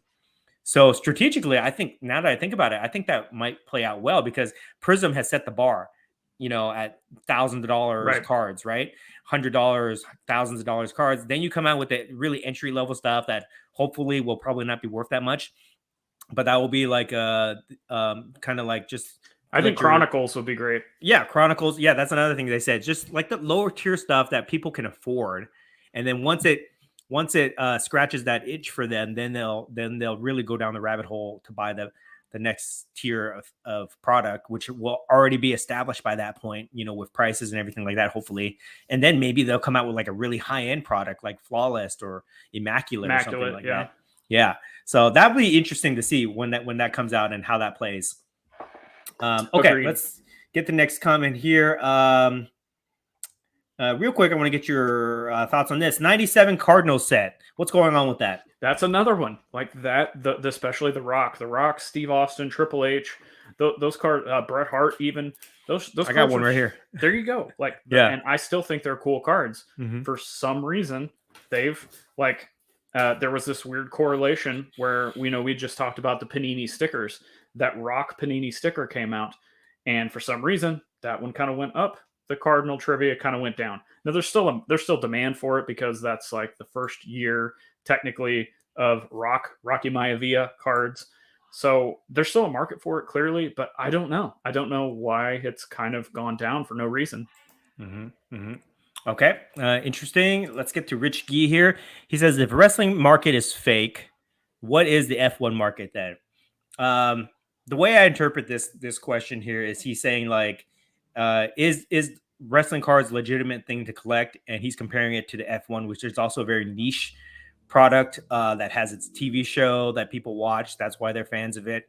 I'll answer this, and you give me your thoughts. I will say that I've been a big proponent of saying that everything is collectible. Everything has its own niche market. Some people collect bottle caps, bottle caps like me, entertainment cards, golf cards, tennis cards, F1, wrestling. So every there's a market for everything, basically. And what determines whether the market will be investable and have value or not is going to be based on the community that supports it. If you have a really rabid, hardcore fan base that is willing to collect, promote, spend money on these cards, then it's got room to run, right? Yep. If you have a very niche if you have a small community that they're very secretive, they don't make podcasts, they don't go on lives, they don't talk about it, then what can you expect if it doesn't get the exposure there? What are your thoughts? Right. Yeah, it's kind of what we talked about as far as like, if you're not talking, like if you're not letting some of the cards go and stimulating the availability of some of these cards to get out there to the public and show that they're transacting, like it's going to become stale. People are going to lose interest, and they're going to go away, and nothing's going to grow. So yeah, I 100% agree on that.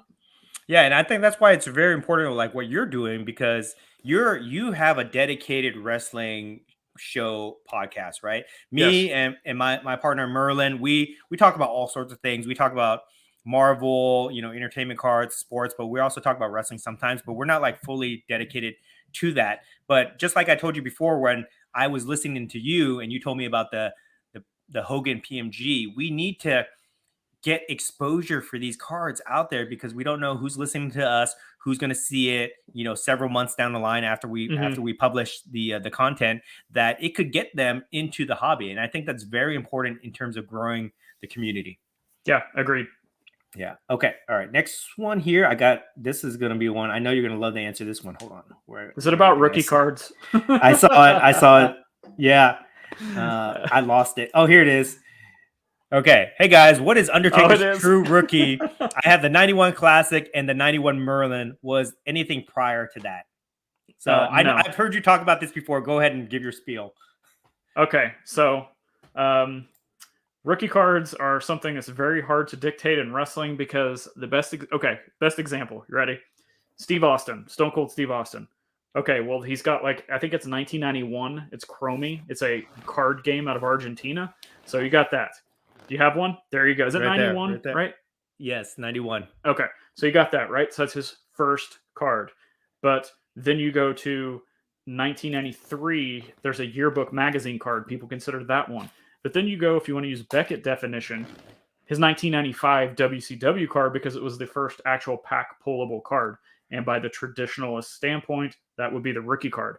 But then they're like, oh, no. It's Stone Cold Steve Austin, not Stunning Steve Austin. So then they're like, okay, the 1997 Paninis and the 97 Cardinal. So, and all this is fine and good. But what I want to say is, yep, that one. And I love all those cards, by the way. I own all of them. I have not sold the ones that I have. I don't plan to. But what I want to focus on is go look at sold listings or, auction houses that have ended with any kind of Steve Austin product. What's the highest selling thing?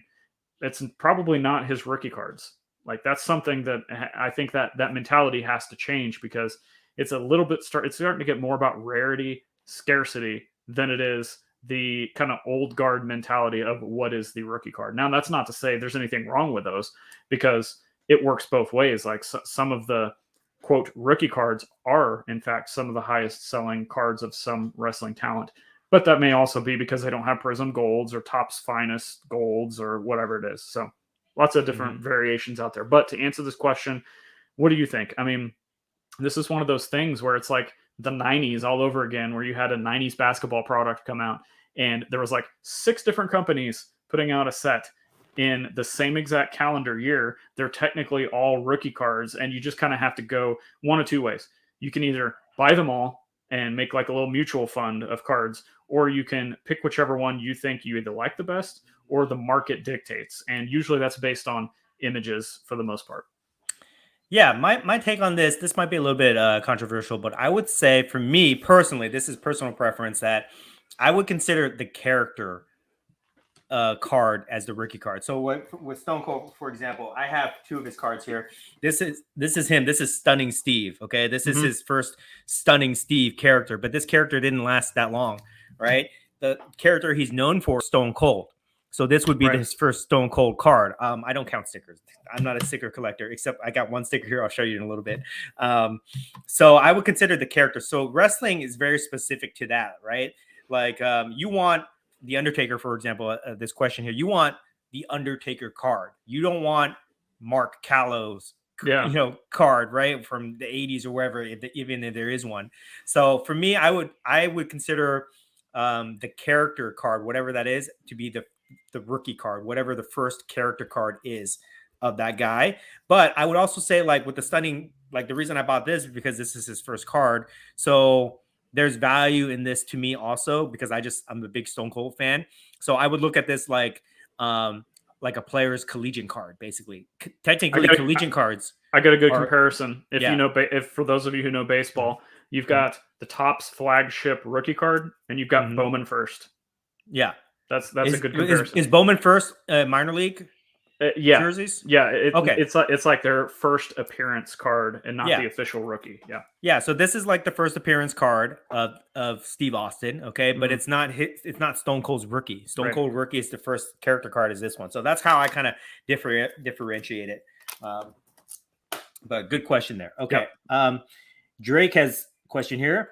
Outside of gold, black, and mojo, what is your favorite Prizm parallel? Great question. I'm going to tie this strictly to wrestling, and I don't have a favorite. And what I want to say is find out the talent, the cards that you like. Start looking at some interesting color matches with those parallels, and I'll leave it at that. Very cool. Because there's a lot of unique color matches based on gear, and it's like, okay, well, somebody's wearing a black shirt with like a whatever kind of trim, and it's like, okay, whatever, but then you see it in a specific colored parallel, and maybe it's something that's not even numbered, or maybe it's something that's pretty common, but I wonder, like down the road, if that could actually drive up some of these prices for specifically the character based cards. Right. Interesting.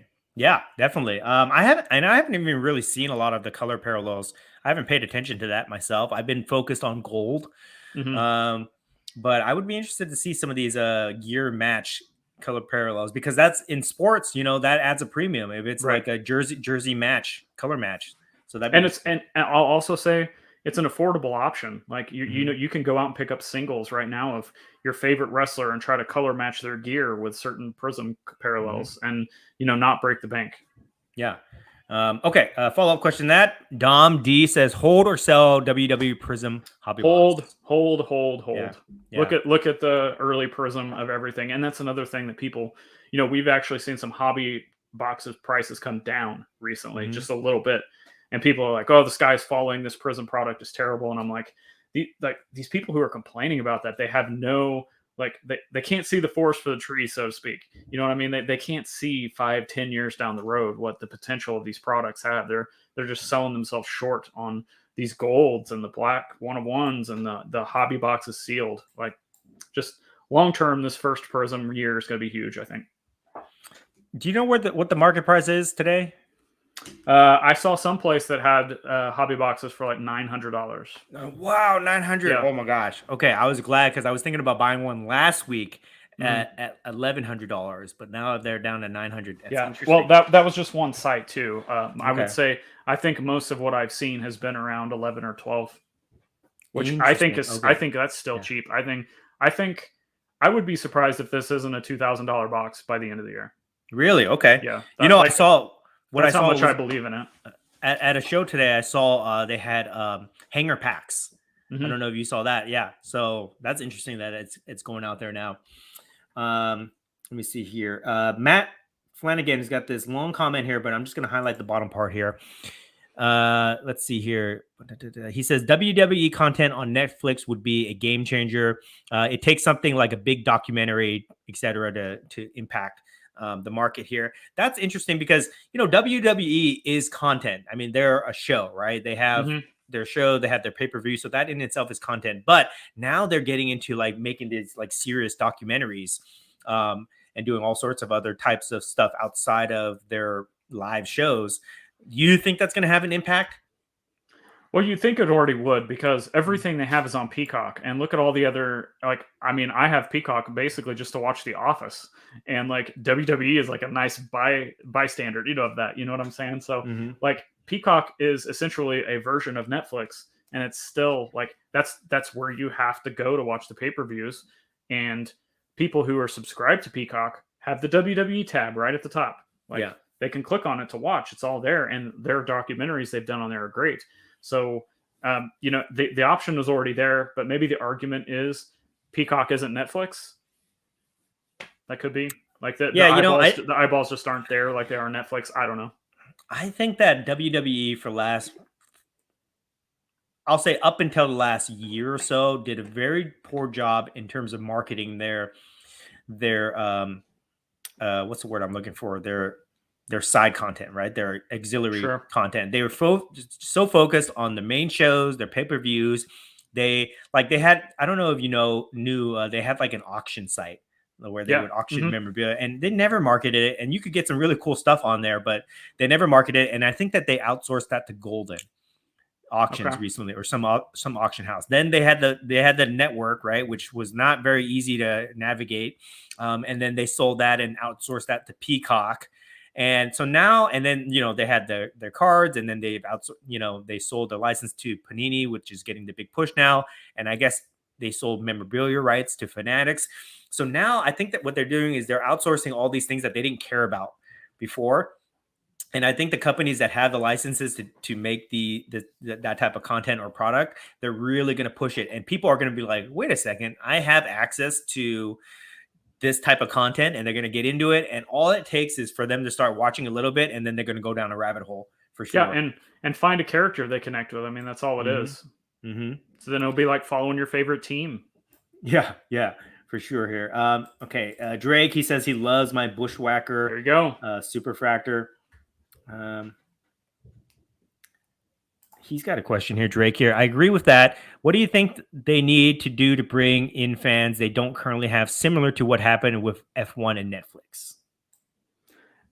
I honestly want to tie this back to the stigma of wrestling, because all of these people, like, they see F1, or do you want to talk about like golf or some of these other things that people consider sports? And they're like, I got into this because it's real and I can, relate with it or whatever like that. But they're not going to watch this fake fighting stuff. And, it's the same. I honestly feel like there's so many parallels between Marvel and wrestling as far as like how people take them serious, because I've heard mainstream podcasts trash Marvel. And I'm like, I don't think you guys get the fan base that's surrounding this IP. And they do the same thing with wrestling. They just kind of brush it off. So I think it's still going to answer this question for me. It still has to do with the stigma of wrestling. And until people just kind of open up and say, yeah, you know what? It's scripted entertainment, but I like it. That's all it takes. Okay, let's talk about that for a second here. Let's follow up that, because there's probably going to be a deep divide in two camps on this one here. But when I watch wrestling, I watch it for the entertainment value, for the storylines. Yes. That's what I love. Like, when I watch a match, if I'm going to be honest, I'm seeing the same moves over and over again and same matches. And there's a lot of similarities and things like that. So like the matches are basically the secondary thing I care about. What I care most about is the storylines. I view it as a soap opera, a drama. I love the promos that they cut on each other. That, to me, that's what I love. But I know there are people that just love wrestling, pure, athletic wrestling, right? So I think that this comment here, I'll highlight this comment by Matt Flanagan here. WWE has some great shows, documentaries. If Dark Side of the Ring or any of these documentaries were on Netflix, I believe that the fan base would grow huge. So Dark Side of the Ring, you're familiar with that, right? So Dark Side of the Ring is like a crime drama where they take the real life story of wrestling, not the scripted story, like the real life drama of the wrestlers outside of their work environment, and they create a documentary, like a docudrama of the storylines, mainly like some of the really tragic ones where people die and things like that.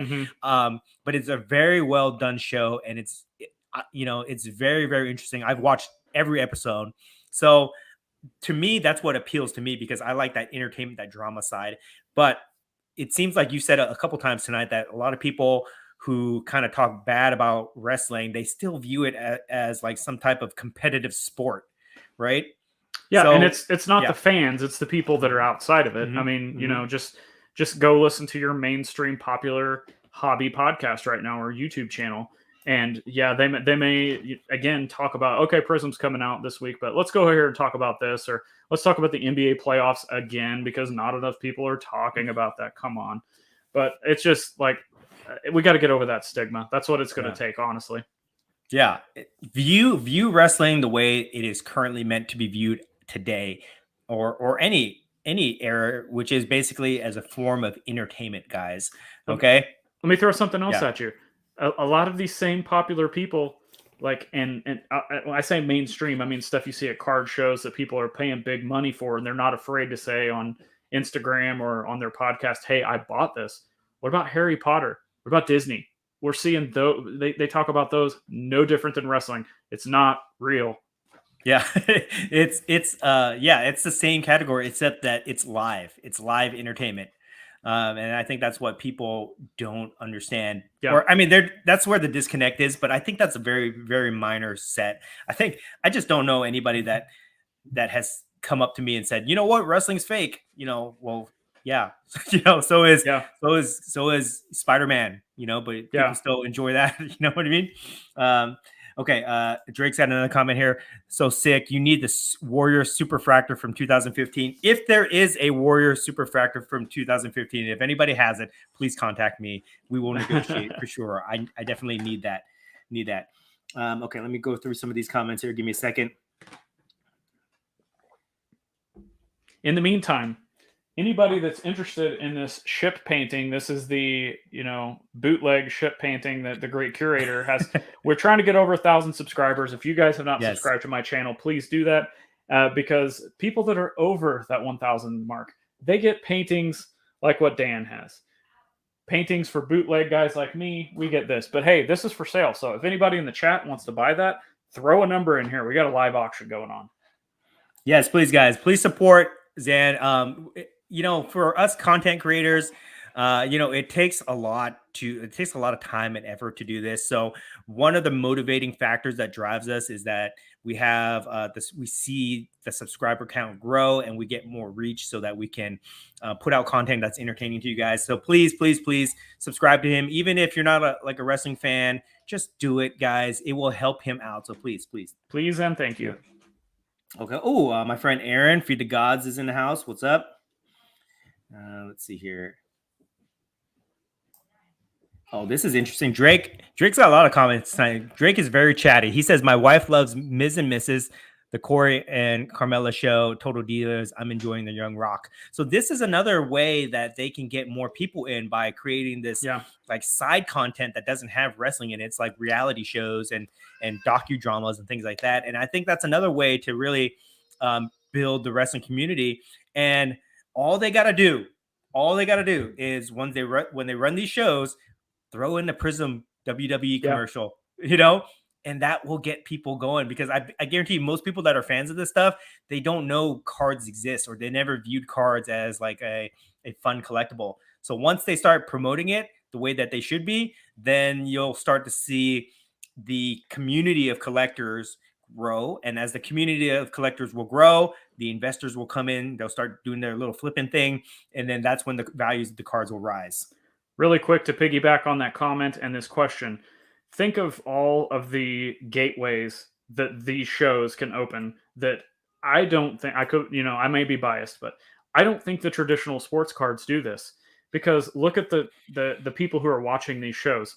You could potentially have men and women are watching it, so couples. So that, there's this huge push for women in the hobby right now. Well, that could open the floodgate to women who want to buy these because they like the show. They don't even care that they're wrestling, but they like the show. They want to collect it, be part of it, get an autograph, something like that.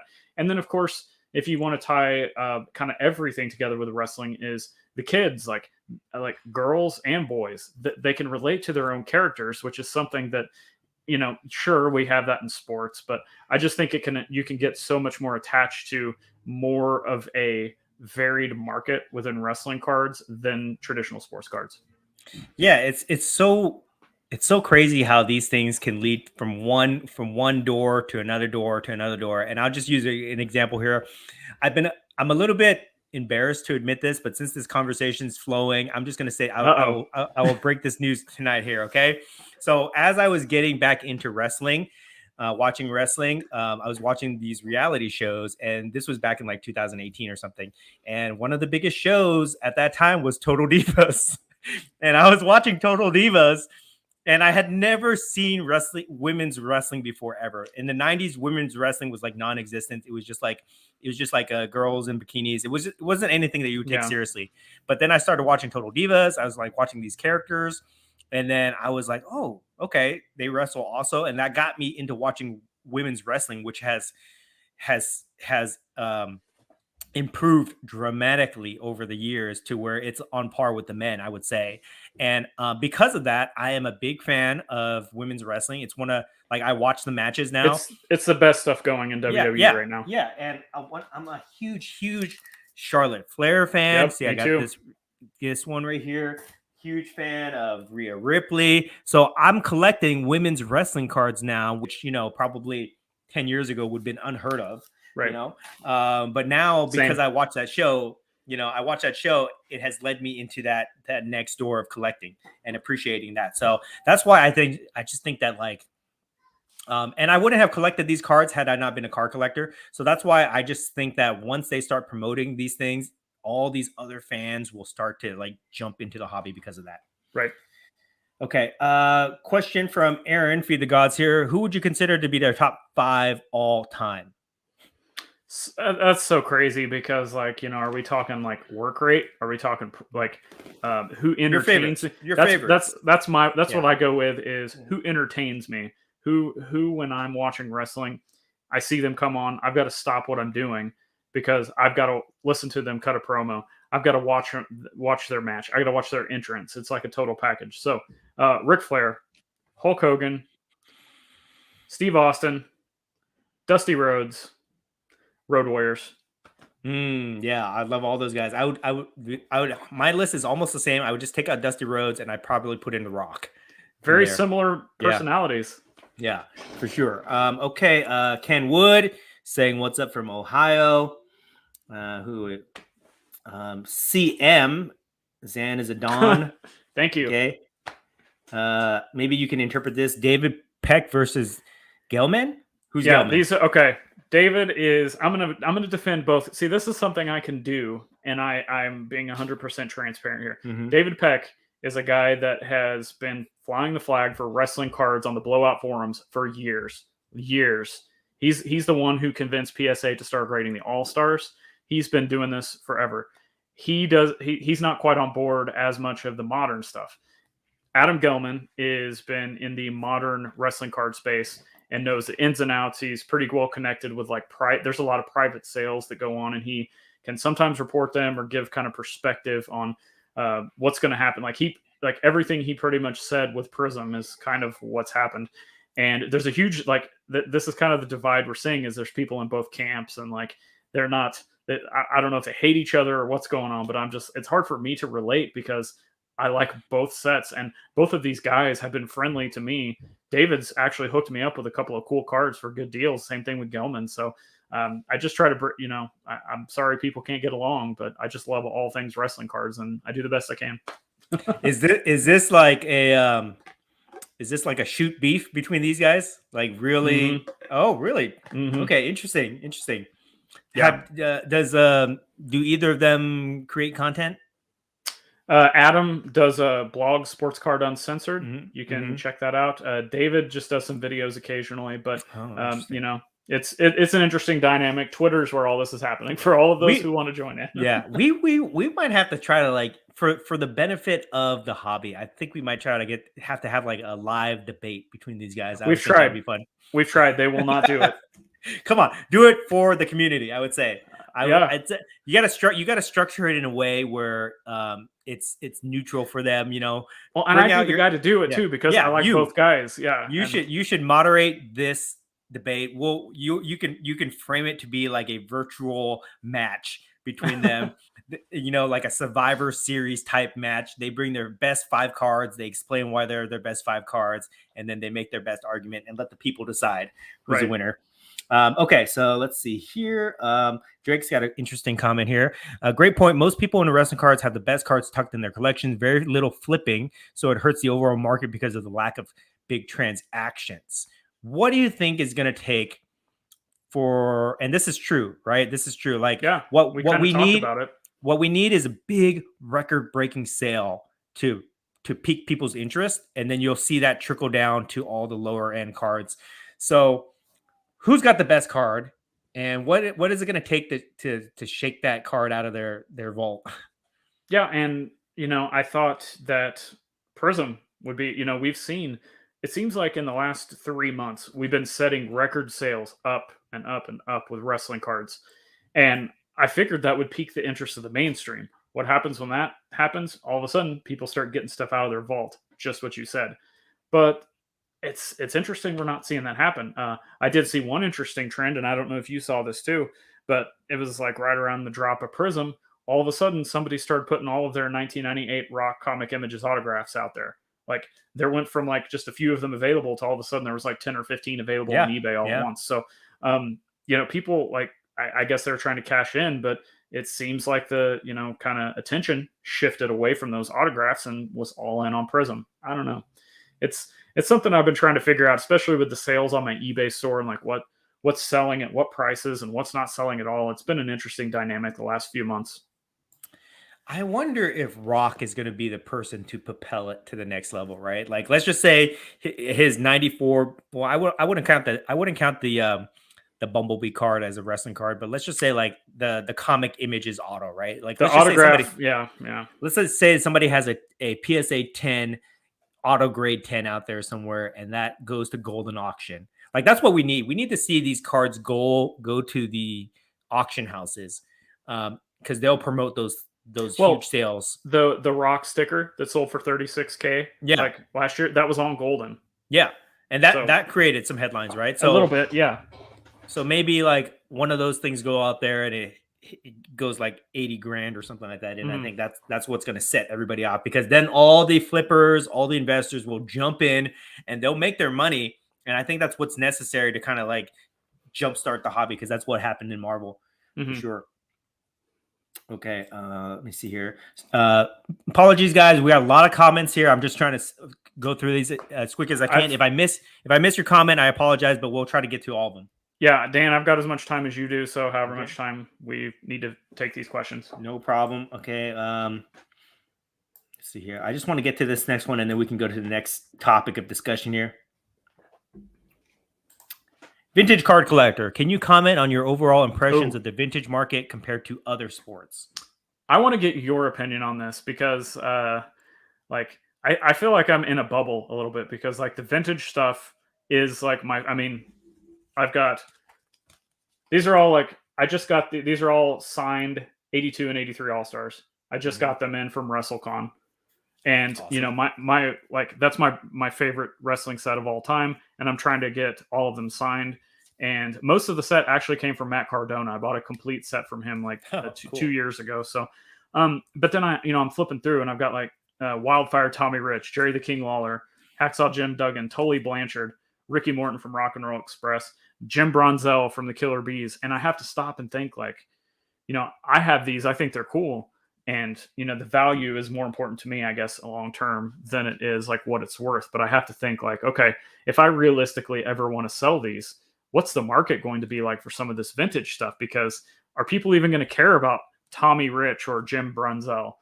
But then I stop and think, okay, well, they do for vintage baseball, even though they never watch them play. So with that dynamic and kind of I'm just talking from a popularity standpoint. I don't know how you want to take this question, but what do you think? I think that unless you grew up watching those guys, you're not going to care about them. Okay, you're going to gravitate towards the people that you're nostalgic for, right? So like in the 90s, all the Attitude Era guys, in the 2000s, Cena and that crew, and then the current guys. But what I think that people will do is once you start collecting, you collect the guys that you want for enjoyment. But once the wrestling market becomes validated as legitimate investable collectibles, they're going to look towards the rare stuff. And the rare stuff is going to be that vintage. And they're going to go down that rabbit hole where they're going to look for Hogan, Flair, Andre the Giant, all those guys. And then they'll start working their way back, basically. Okay, Bret Hart, 87. Okay, Hogan, first year Hogan license, 85. Right. Oh, wait, 82 All-Stars. Then they're going to go for the ones that are the most valuable, which is the Hogan 82 All-Star cards and the Ric Flair one, I think. And then from that, it will drive the sale of all those other cards, I think. And then they'll go even further back to the magazine cards, like the 73 Andre the Giant and all that other stuff, right? So it will just take time. Yeah. It will just take time, but it's going to start with the modern stuff. So that's why I think like it's so important that what Panini does basically builds the community. And as the community starts to like transact and fight over all the modern stuff, the savvy collectors, investors will start to look for the rare stuff, and then they'll just work their way back. That's what I hope happens as well. Okay. Let's see here. Give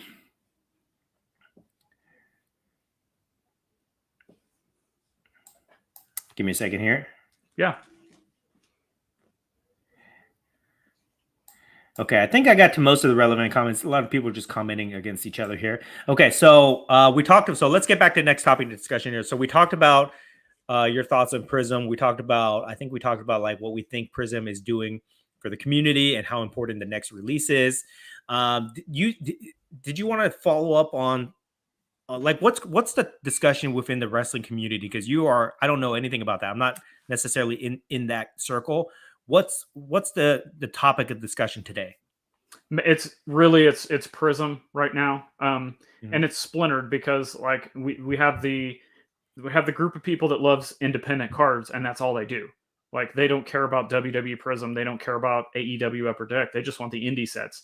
There's people who just collect AEW, and then there's people who collect just WWE, or there's people that kind of dabble everywhere, or there's even some that don't do any of that and they just do vintage. It's very, very splintered off right now. I would say the most popular topic right now is the vintage versus modern, and then of course Prizm, as far as like what are these cards truly worth, what's shilled, those sorts of things. And new people coming in from the sports card world because they know Prizm. That's really the top of mind right now. It's kind of all that stuff. Now you mentioned something I thought was interesting earlier, where you said that there was a divide between David Peck's camp and Gilman's camp, modern versus vintage stuff. And I know that one of the reasons you wanted to jump on tonight to discuss this, you said there was like certain negativity going on. In the hobby. So this kind of parallels to something that I've been talking about a lot recently. I don't want to talk about it, but I've been addressing it, where I feel like in the hobby, in other categories, specifically Marvel, that people are being negative towards the community, right? It's either you need to collect this and everything else is worthless, okay? Or that's like the mentality of certain people. And I've been trying to like promote, for me, like one of my overall messages that I try to promote on all my content is that we're a community of collectors. We should be supporting each other. We should be cheering for wins, not rooting for losses. One thing that happened in the Marvel community is that like when the auction sales at Golden a couple weeks ago did not go as high as people had expected.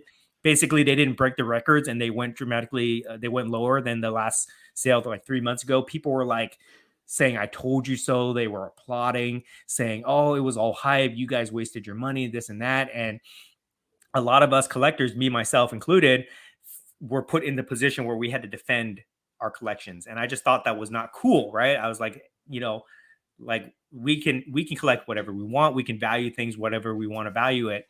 Is that happening in the wrestling community too? 100%. Everything you just said is exactly but it's a little bit of the sports cards guys saying WWE is trash, but it's mostly, from what I've seen, is the infighting between vintage, modern people who don't understand how Prizm works and people who just know, or mainly in the modern stuff. And it's difficult for me because like I like all this stuff. I like oddball, I like vintage, I like modern gold parallels, I like all that stuff. But for me personally, if I start seeing too much of the same thing, even if it's something that I actually collect, like if you start seeing the same kind of things all the time, I think it just gets stale. And I think it's kind of a double-edged sword thing. Like it can prop up a market of a certain set. I talk about the All-Stars. It's my favorite set ever. And it's not because I'm trying to compete with anybody. It's because the talent in the set and the set itself is unlike no other. And there's just different kind of things you can do with it as far as like set registries and getting them signed and stuff like that. But, when I start seeing all that stuff all the time, like I still value my collection and I like what I have and it's putting it out there. But then I also kind of wonder, I wonder if other people are kind of getting tired of seeing the same thing all the time too. And then so they start going to the golds. And then I've seen like so much gold Prizm now, or not gold Prizm, but just gold refractors and Topps Finest. It's like, I don't want to see this anymore because that's like all that anyone's ever talking about. There's no variety, there's no middle road, there's no people that can just kind of understand everything. And it's frustrating, but I don't know what you do about it. Yeah, that's interesting because that's happening in all categories right now. Like I go to card shows a lot, basically every week, and And I'm always joking with my friends at the card shows, like, oh my God, everybody has the same type of card. Yeah. There's a sea of chrome out there. And then when there's something new that comes on, that everybody gravitates towards that. So like PMGs, for example, everybody gravitated towards that. And then, that will get a little bit old and stale too. And then they'll go to the next thing, which in Marvel was like vibranium, they were going to that. And when they shift their attention to something else, they automatically think that last thing basically has no more. So they call that. So that's why a lot of people are accusing these things of like being pumping and dumping. Right. But what I try to tell people is that like it's okay to go into something else. It's okay to like something else because you probably never knew it existed before. And you need to have constant rotations of things out there. And once we promote it and we put it out there for people to see, then it's out there forever, right? And then people will collect it, they'll trade it, as much as they want, but it will have its own fan base after that. But people, what really kind of bends my corner, guys, on this is that when people see that, they think it's pumping and dumping, but it's not. It's promoting, having pride of ownership, sharing your collection with other people, putting it out there, and then once it's out there, the price will go up and down, right, as part of the market, but it had never transacted before until that point. So that's why it may never have transacted. Period. Like I was talking about the All-Star stuff or the gold refractors. I have plenty of gold refractors, and I have a ton of All-Stars. When I get tired myself of seeing those same cards over and over again, that doesn't make me want to buy or sell what I have because I have pride of ownership, as you've said. And I love my collection regardless of whether it's cool to others or not. It's something I think is cool, but I just think it kind of it doesn't promote any kind of expansion, so to speak. Yeah, one of the most fun things about collecting is the process of researching, looking on eBay, staying up late, going through searches, hunting for rare cards and doing your research. And once you do that, you become an expert on those things, and then you just want to switch it to somewhere else. All right. It's all about the process and what keeps things interesting. Well, and to kind of go back real quick to what we were talking about earlier, what if you're into a set and you love it and you're like, a few cards short of it, or maybe you want to get into it, but all of a sudden you go do searches, you can't find them for sale anywhere. What are you supposed to do? You know what I mean? Right. Go to something else. Yeah. You got to scratch that itch somehow, right? And if you can't get the card you want, then you'll look for alternatives and things like that, or whatnot. And here's another thing too. Like I just want people to understand that you got to look at the big picture, right? We need to grow the hobby. We need to grow the community. The more people we have in here, the more competitive it is to buy these cards, which will raise the value of our cards. And that's where the real interest lies. If our cards are not valuable, then the hobby will die off. It won't grow. Okay. The value is what makes it interesting and what keeps people coming in and out of the hobby. So we need to encourage competition. We need to encourage promotion of cards so that people see what it's like, so that it brings in more people to the hobby. So that's why, like, I don't think that there should be any infighting, to be honest. There's nobody that's right or wrong about anything. Everybody should just be happy that they're part of this. You can collect whatever you like, okay, but don't put down other people's collections just because you don't see value in it. Well, and you can not like something and just, keep it at that too. Like I see stuff that I don't like and I'm just like, okay, well, it's not for me, but it's for them. And if it's bringing them joy, then so be it. And like, it's also okay to admit when you're wrong too. Like, I'm sure you've done this before. We put out a lot of content. At some point you say something or do something that is factually wrong. And I like to just own it and say, hey, I do the best I can. I'm not an expert, but that, I just try to promote the content because I'm trying to grow the hobby. Right. I like to say that I have discussions, right? And sometimes I say things that are wrong, sometimes I say things that are right, whatever, but at least we have the discussion going. Yeah, and that's what helps, contribute and grow to the community, I think. Correct. Okay, let's see here. I think we got to most of the comments here. I guess we're running about two hours here, so I want to be respectful to your time and my family's time here. So any last topics you want to talk about? I think we cover quite a bit. Just wrestling cards. Hopefully, keep pushing them. I hear you and Merlin talk about them, and thank you for at least mentioning them on your platform. You guys got a lot of subscribers and, pretty good audience. So anytime somebody that's got a good platform can talk about wrestling cards and just validate them as, they're here. There's a wide variety of things you can collect. Go out and start buying whatever it is you can attach yourself to. Excellent. I appreciate that. One thing I want to do, a couple things before we sign off here, just for fun to kind of end this on a good note here. Do you have any things from like your mail days this week that you want to show off? Any cool stuff? Yeah. So I just got a whole bunch of stuff back from WrestleCon. I actually did a YouTube video, which we're going to plug that in just a second too.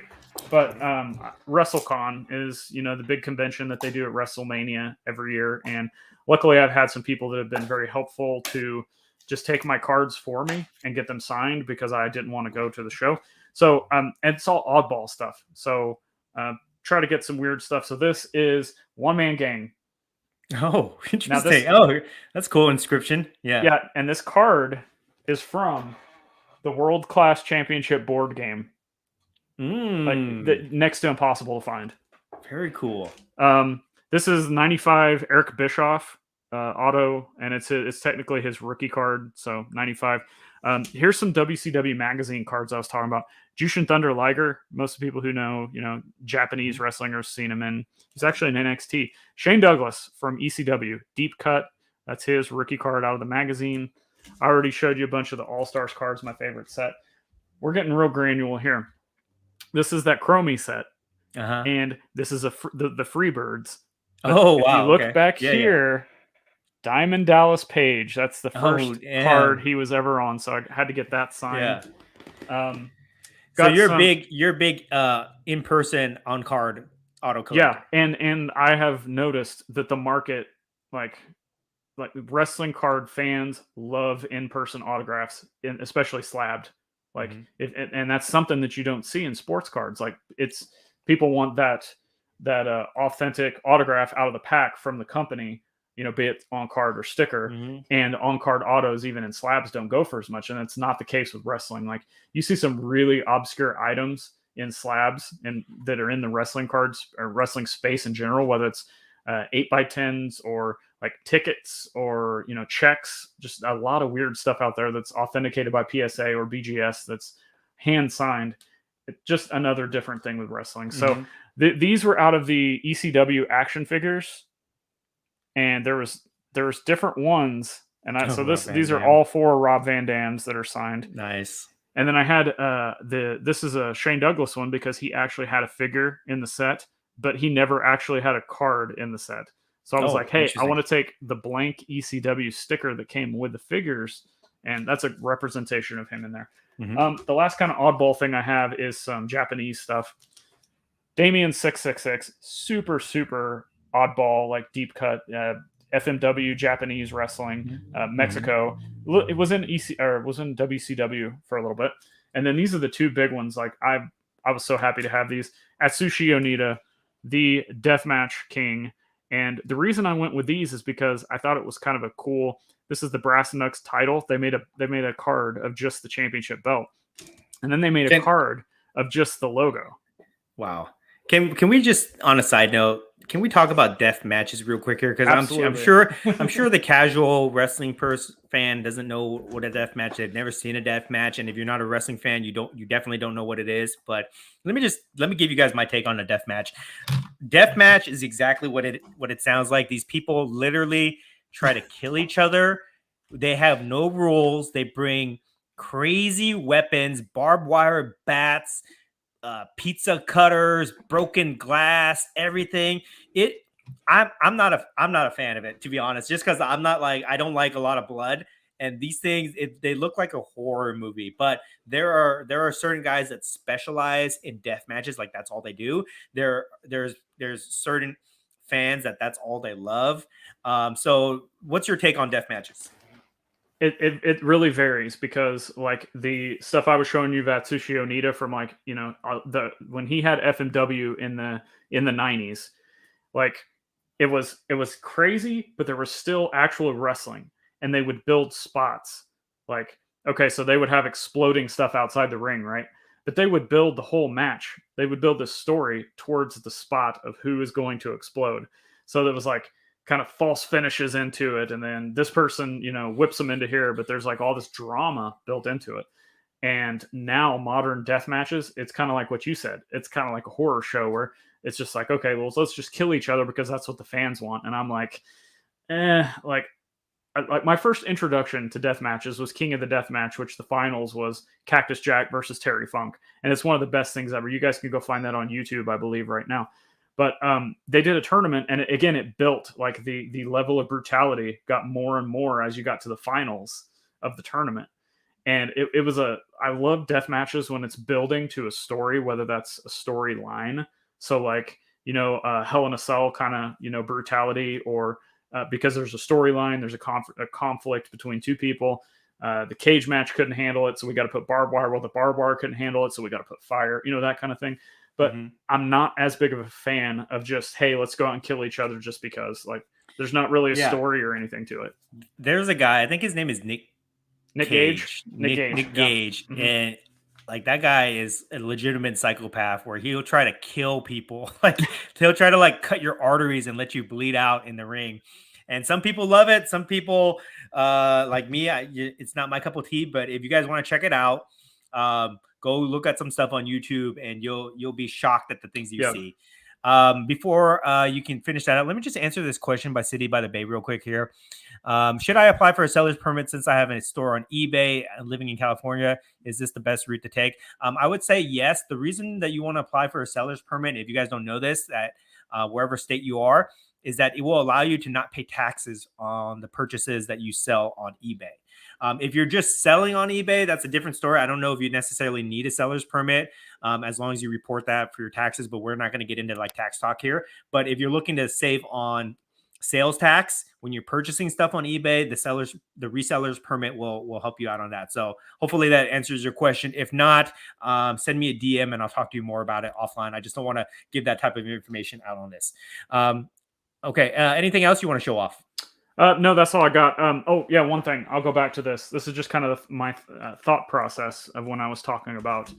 So these are from I pulled these, like I said, this is the belt that was like Atsushi Onita had that, and he started the company. So the reason I chose these cards is because long term, I was like, hey, he still has something to do with these cards. Let me get him to autograph these, because he also has rookie cards in the same set in 1995. And I was like, okay, I could grade the rookie cards and get like a value out of that. But then these are just base cards. I just added an additional value by putting his name on it. So I was surprised. He's Japanese. He was at WrestleCon, huh? Yeah. And he actually had a match. He's not getting around too well, but it's you know how nostalgia is. It doesn't matter. Yeah. It doesn't matter about the match. It matters about this character that's in front of you that you've watched for however many years, and you're like, yeah, this is it. This is interesting. You heard about that collab between New Japan Wrestling and AEW, right? AEW, yeah. Mm-hmm. I wonder what they're going to do about that, because I think that'd be really cool if they did fantasy matchups between the Japanese wrestlers and the AEW stars, like kind of like I don't know, like a Japan versus like US based wrestler type thing, kind of like that. There's like a movie called like, I forget what it's called, like Final Fight or something like that, where there's like they did like a Taekwondo championship or something. Like, you know what I'm talking about? That movie, whatever it's called. I would like to see something like that, but that would be interesting to see. Let me show off some of my things here. Let's go. So I've been collecting these gold 5-timer refractors, PSA 10s lately. So I got my Flare here. Now let me ask, are you grading these yourself? No, I'm buying them. Buying them? Yeah, okay. I buy them. Just like, I don't want to mess around. I want to get the card that I want. If they don't exist, because some of these are pop ones, then I might take a chance on it. But for some of these, like the Rock here, I just picked up the one that it was already graded, just so I know, because you never know with grading, guys. You can really get screwed over sometimes. And then I had the Austin. So I got those ones. I am looking for a Charlotte Flair and a Sasha Banks one of those. So that's cool. I picked up this 1-of-1 Superfractor of Bobby Lashley, who I think is one of my, he turned a babyface now, but like when he was doing that Hurt Business storyline, I thought he was one of the best heels in the company, and I think we need him back there. So hopefully after he has this storyline, this feud against MVP, they'll go back to the Hurt Business type thing. Picked that up. Picked up my first Prizm card, which is this gold Charlotte Flair. Check that out. Those are cool inserts. Yeah. Yeah. I picked this one up just because I ain't gonna lie, guys, the picture's really hot. So I picked that up because of that. So this is cool. This is out of 10. So this is my first. It's the gold. Yeah. So I think this is like their copied version of the 5 Timers Club. Yeah. Card. So pick that up. So that's pretty cool. That just came in the mail. And then this is one of my fun ones that I picked up. I don't even know if this is real, to be honest, but I picked up. Supposedly, this is a 1985. It is Prizm sticker. It is. Yeah. It is real. Yeah. Like how can you tell? There's only like you just don't see them pop up very often. And so, I have a Road Warriors one. Yeah, and apparently PSA will grade these things too, which I think is cool. But I don't know, it just seems like so retro to me that I picked it up. I like it a lot, and maybe I'll start collecting some of these too. But surprisingly expensive and rare. Yeah, the basketball ones. Here, let me just show you this one real quick here. Like the basketball ones are super expensive. Like this Michael Jordan one here. This is not mine. This is a friend of mine's. I have it on consignment. It's like a $10,000 card for this 1985 Prizm sticker. Yeah, it's probably like 10 cents back in 1985, guys. So I don't know. I thought they were kind of cool and kind of led me down that rabbit hole. So I got those. So those are my pickups of the week. Is there anything else I can show off here? Nothing, but let me just make sure I get to all the comments here. I see one final comment that's hilarious. We got to get in. The very last one, ink, paper, wax collector. Okay. What does this mean? I don't understand it. Explain it to me. You know the tag team demolition? Oh, yeah. That's me and you. We're Axe and Smash. Oh. Okay. Awesome. I love it. Let's see here. Did we get in? Let me see. Todd's got a comment here. Zane's idea to have a virtual wrestling con during the pandemic was outstanding. So you hosted it? Me and Tony Vella from Worlds Collide. We did a 2-night show. The first night was like virtual vendors. So you know how you would go to a show and set up your table. So what we did is we had people lined up in the waiting room. We'd bring somebody in, and for 15 minutes, they'd promote everything they have for sale. And then we get the next one. And then we get the next one. We did a whole virtual card show. And then we did a special guest podcast at the end of the night. And then the next night, we did the same thing for half the night. And then we did a box break at the end. So this is just a one-time thing? You're not going to do it again? Here's the thing. And I know you know the pains of this. It's very time-consuming and organizing all these things. And we've reached out to a lot of the community, and when the engagement is not there for certain things, it just doesn't there's no point in trying to force it. Do you know what I'm saying? Mm-hmm. So we're definitely not against doing that or anything else, but we just haven't seen the engagement to kind of keep it going constantly. Interesting. I might be interested in something like that. That sounds fun to me. It was a good time. Yeah. Okay, so I guess before we wrap things up, let me just tell you guys, let me remind you guys again, please subscribe to Zane's channel. Even if you don't like wrestling, just support a fellow card content creator. Support him. He's trying to get to 1,000 subs, so please subscribe. Please share his stuff. He works really hard on the content that he produces, so please help him out. If you're not subscribed to me, shame on you guys. Please subscribe to my channel. Yeah. I need those subs too. If you guys are first time listeners here, also follow him on Instagram. Do you want to give your plugs? Yeah. First and foremost, thanks for having me on, and thanks for coming on my channel, which, hey guys, if you want a reason to come and watch my channel, me and Dan did a whole discussion about how he got into wrestling cards. And I've got a lot of other great people on there of different backgrounds for great interviews. And then I go through sets, and then I go through mail. I talk about the market at the end of each month. So lots of good content. Wrestling with Cards on YouTube. Again, please subscribe. Trying to get over that hump because, Dan, he's way over that, and he can afford the nicer things in life, like ship paintings. Meanwhile, we've got the, one back here that we're trying to get, which, again, this is for sale. The bootleg is for sale. If you would like this one-of-one piece of art, which could actually be featured on the next V-Friends, send me a DM on Instagram, and we could work something out to send it to you. I would like to challenge you to do something. I'd like you to make a listing on eBay and put it there at a buy it now or best offer, and put some type of promotion behind that. just so that it's out there so people can see it, and then they'll watch this video so they'll understand the background behind that. And let's do some fun promotion. You can think about it. Me and you will do some type of bonus content for the person that wins that. Let's do it. Okay, let's do that. That will forever be known as the bootleg ship painting. Okay, the bootleg great curator ship painting. Okay, guys, that's what one of one. It will most likely be an NFT someday. Awesome. Oh, we could both sign it too. We could arrange that. That would be great. Yeah, we'll work something out. So somebody's got to buy that from him. No doubt, it's priceless in my eyes. It is. I'm sure he's got a number to work with. eBay 1 of 1, definitely. PSA 10. Yes. Yeah, so Wrestling with Cards on YouTube, Worlds Collide podcast. Just search any podcast platform you're on. Just search Worlds Collide Wrestling Card Podcast. You'll find it. So we've got that going each and every week. We have a new episode. And then on all social media at Zan Morning, just ZHAN. If you start typing that, you'll see a pink tiger holder NFT with a cup of coffee. That's my profile picture on everything. So yeah, it's also a podcast, guys. I mean, I listen to his stuff through the podcast, so it's on both platforms, so check that out, guys. If I didn't get to you guys' comments tonight, like Modern Crime and Cards, I see you've been writing some stuff. I'm sorry, guys. We're just got to wrap it up. Oh, Sin City Cards is in the house. But thank you guys so much for hanging out with us the last 2 hours. I hope you guys enjoyed this. If you did, please comment below. If you want more collaborative content like this, I'm always down to jump on with Zane and talk to him about wrestling cards. So let me know, guys, in the comments below. Please like, share, subscribe, all that good stuff. Thank you guys so much. Have a great rest of the weekend. Zane, thank you for coming on. Appreciate it. And thanks for having me on. In the lobby. Yeah, hang out in the lobby before we sign off, and then say goodbye to everybody. Thanks, everybody, for coming on, and keep buying and collecting wrestling cards.